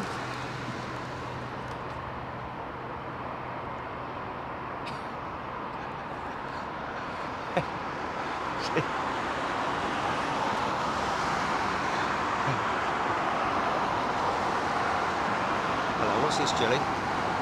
Roxy Simmons donated $10. Dawn has cats, $30. Thank you, Dawn. Read that Hawaiian Airlines is offering $19 flights to people escaping the wildfires.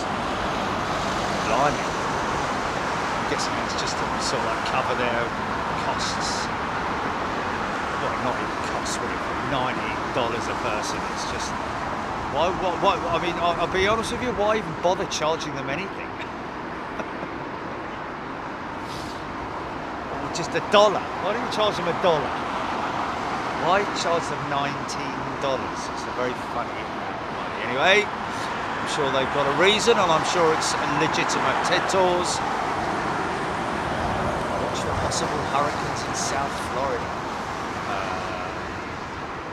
Okay. Don't forget, we are talking about the end of September, folks.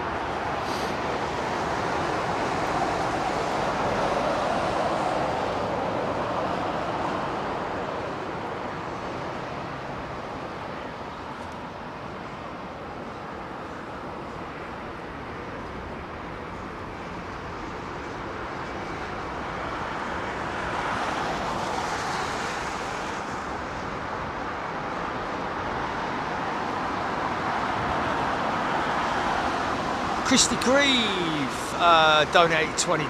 Thank you. Anonymous donated £20. Paul Beaudoin donated $20. Thank you very much indeed.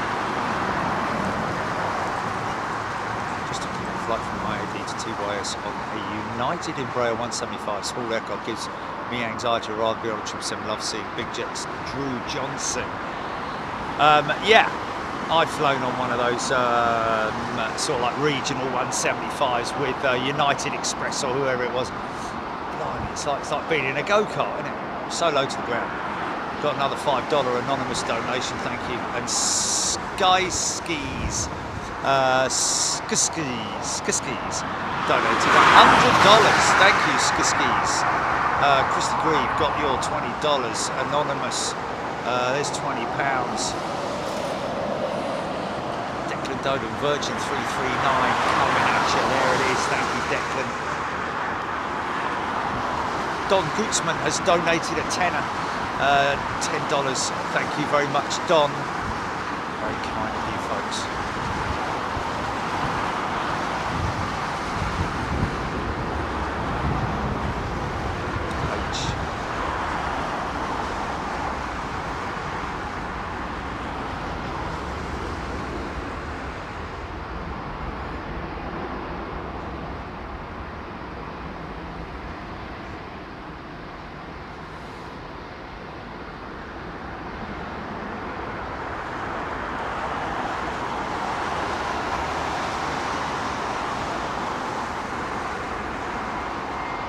Blimey, it was only about 5 minutes ago I was saying, can we get to 3,000? That's £3.5 grand.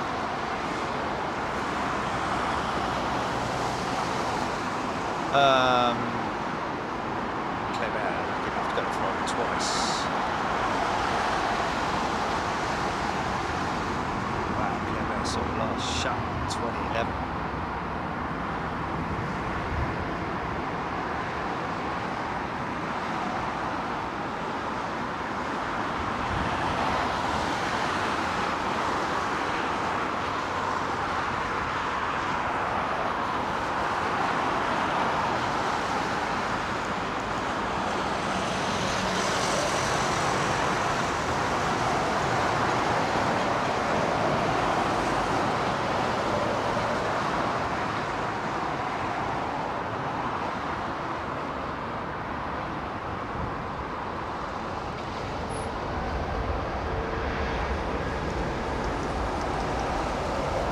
Sorry if your donation is coming up anonymous, folks, and you want your name in it.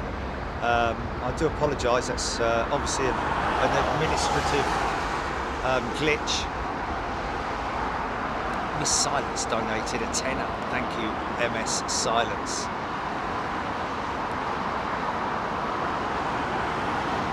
This is French.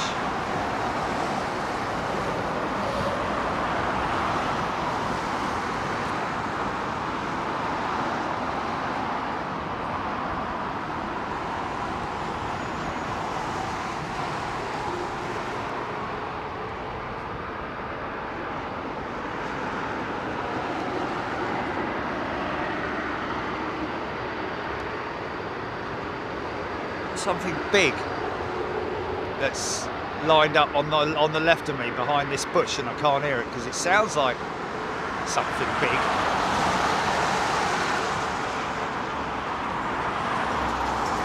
Big set of rollers on alert.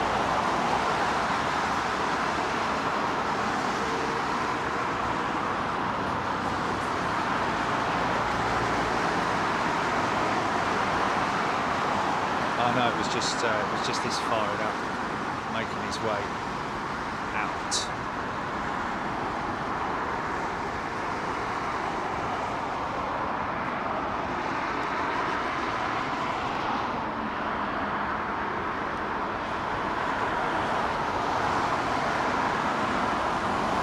VJazz Virgin 339, Paul Skilling. Stephen Rouse, my wife and I gave $50. Thank you, Stephen. Titian Topsy, we all love animals. Heartbreaking to know how many of our animal friends have been injured. Yes. Oh, it's horrible, man. Do you know what? I have to be honest with you. When I first saw the images of Maui, that was the first thing that I thought of, was the poor bleeding pets and the animals. You know, nowhere to run. Oh my goodness me.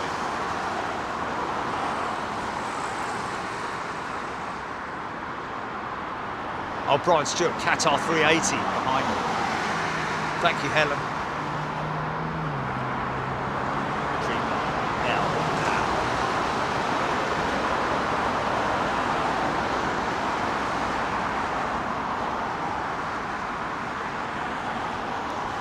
So part of the final pre-flight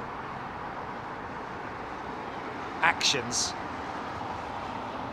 with the wing lights coming on, or the taxi lights, or whatever configuration it is, the tail light comes on as well on that Dreamliner.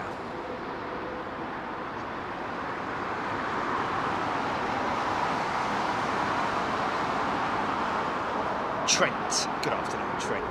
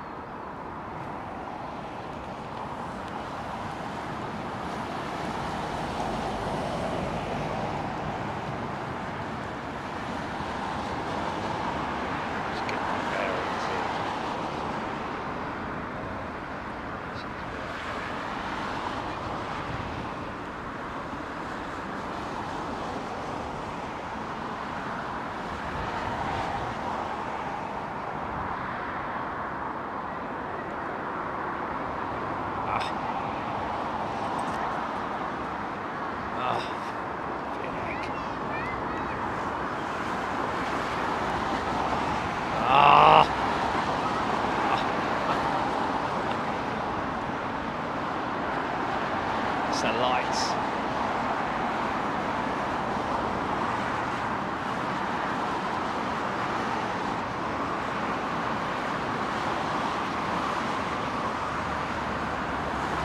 Yes, Don. It is great to have such a fantastic family of people here on the show, on the channel, I should say. Ooh.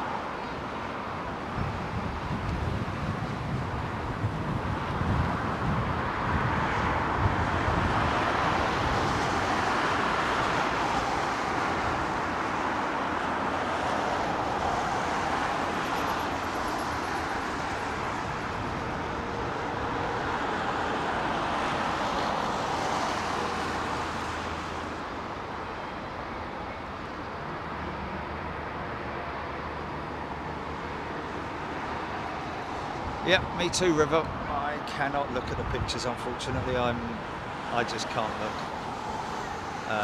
When Gilly mentioned it to me yesterday about the foundation, it was a no-brainer.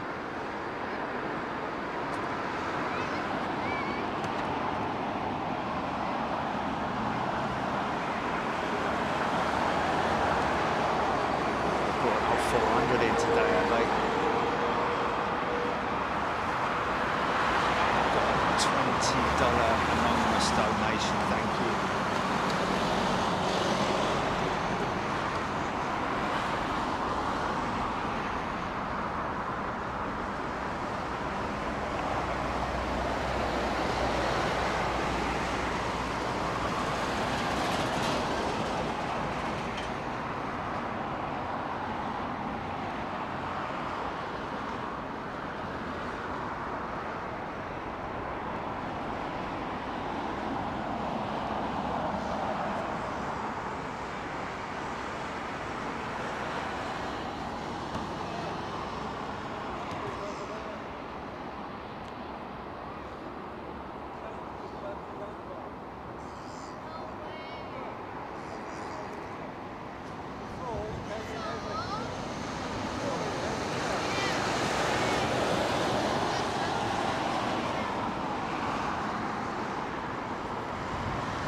Pure bloody. Oh, there's our teal design.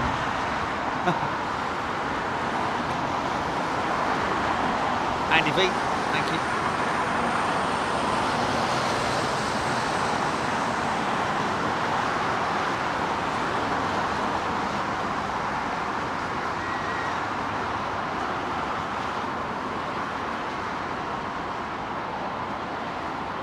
Texas Taco, you're absolutely right. That's the iconic profile right there in terms of aviation. Excuse me. Have they changed the runway? Sorry? Have they changed the runway? Yes. Now? Yeah. They're going out of this runway now. No more this way.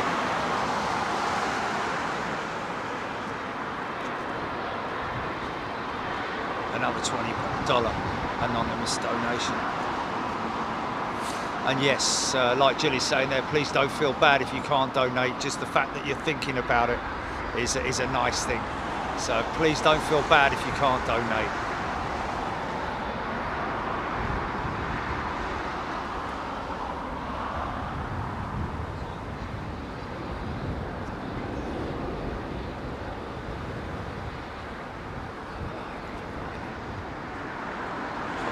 I've never known an aircraft manufacturer to go through so many stages of faults in their aircraft. Stephen Luskin, I call it teal. It's actually one of our members, LA girl, who came up with that saying the other day. Well, not the saying. It's actually it is a sort of like description of a specific type of. Almost like woody, isn't it, teal? Is that right? Oh, okay, like a petroleum. Yeah, right, okay, bluey green. Yeah, I'm with just, yeah. Ryan H, thank you, Ryan. £20 donation. 747, never gets old, David Sheffield. Never!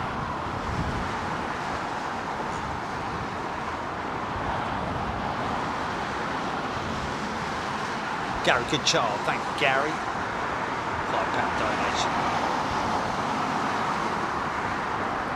Andrew tuning in from Perth, Australia. G'day to you. Margaret Truman has donated £30. Thank you, Margaret. Yeah, Brian Stewart is right. Cafe Cargo now, isn't it? Stephen Luscombe, teal is a duck.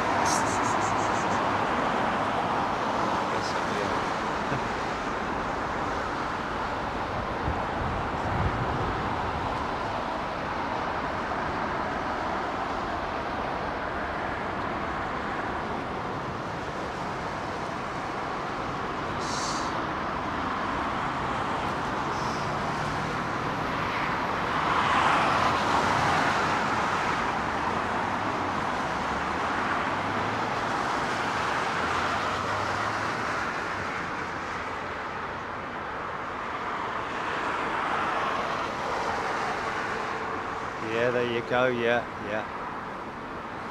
Makes sense, doesn't it? Helen Cowley, thank you, Helen. £20 donation. Very kind of you. You livery cafe cargo queen just landed at Anchorage, Marchian. Yeah, been there, seen it, done it, worn a t-shirt.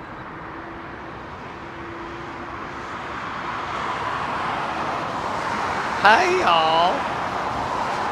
Ryan H is a new member. Welcome, Ryan. New member to Big Jet TV. Nice to see you. Welcome on board, Ryan.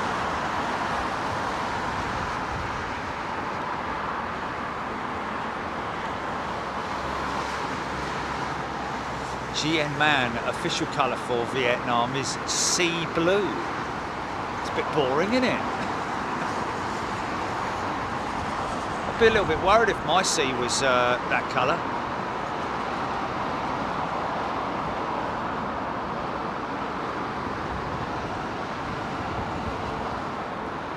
Eve Hoskett, £5. Thank you, Eve. fares. That 350 fuselage design looks so clean. Yeah, it's actually, it looks slimmer than the 777, doesn't it? But it's actually wider.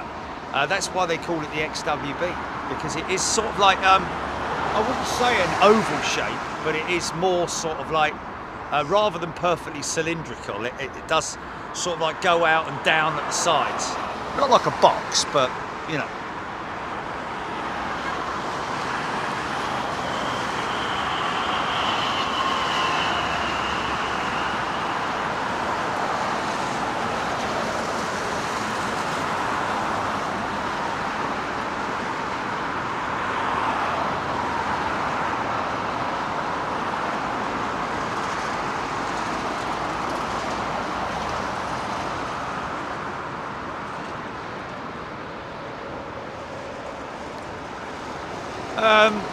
Might be doing something with Ethiopian folks. We'll let you know as and when that sort of like takes shape and gets put into the put onto the to-do board or the planning board. Always things in the pipeline, but not all of them. You know, it's a bit like casting a net, really. Ryan H, a very warm welcome to you, new member on Big Jet TV. Mick, it is at the moment in dollars, the total figure is in dollars.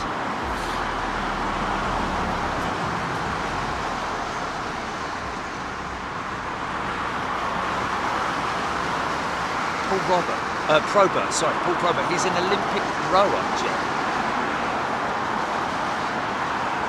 Ah, blimey, he's watching something back from the beginning, isn't he? The name that I read out that I thought was a cricketer, he's a rower. I don't know if it's actually him who joined, it's probably unlikely that he would do, but yeah, there we go. Blimey, you got a bit of catching up to do, sir. What's this Captain Ron brilliant news? What's happened to Captain Ron?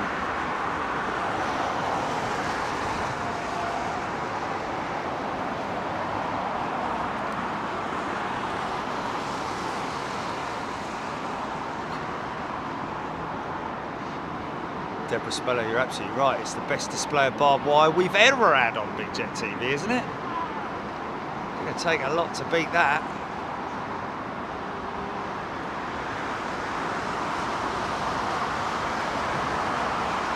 Oh, look how smoky that thing is, man. Wow! Those XWBs, man. I don't like to say it because I mean it's, you know, I'm very obviously patriotic towards Rolls-Royce, but they are half smoky, and they have been since day one. I always remember when we were talking to somebody at I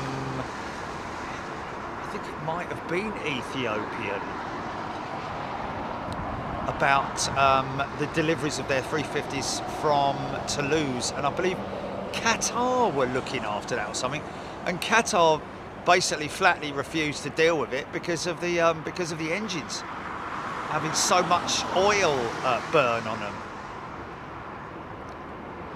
It's interesting, isn't it? It's only about 16 litres of oil, I think, going to, maybe even less than that, going to these engines, these big engines.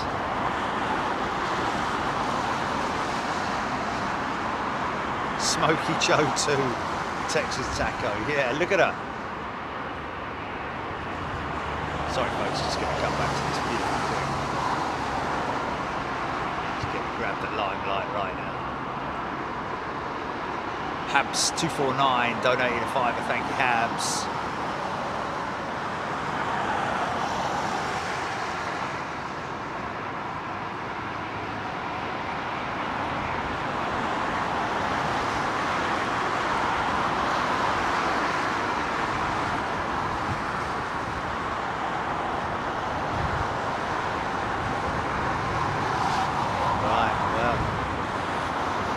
Folks, thanks a lot. Can I just say a big big thank you to everybody who's got involved today. We've played our part, and so many of you have played your part.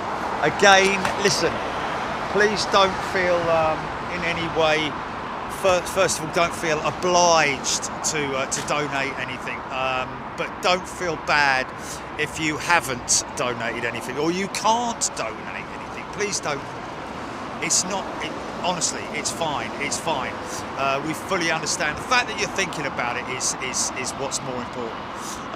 But listen, folks, thank you so much. It's been great. Again, sorry for the delays this morning, but that was just a technical issue which we're now on top of, and we will be back on Wednesday.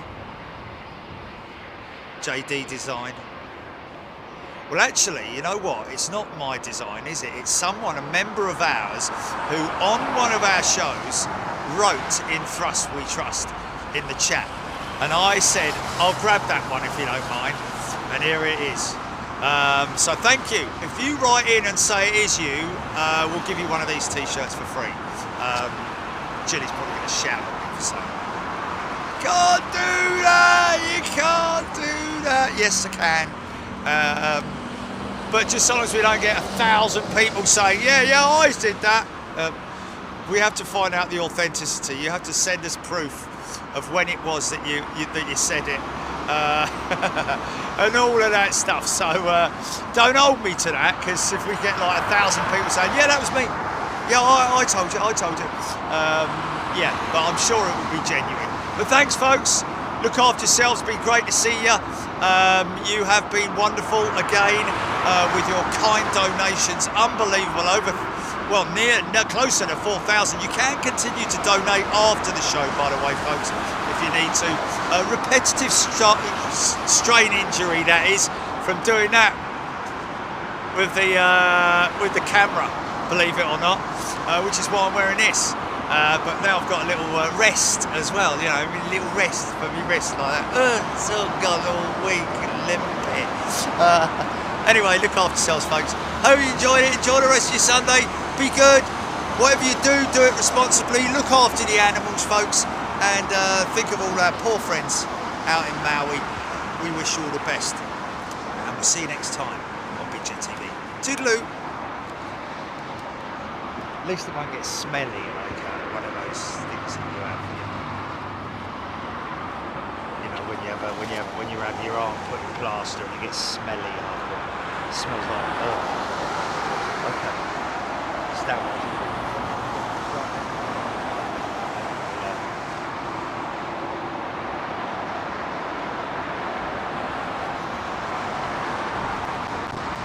Very possible. Very possible. Yes. Yeah, but then we could have to... Yeah, I think it was. Yeah. Yes, absolutely. Yeah. yeah. Awesome. Take care, folks. See you next week. Cheers. Shut it down.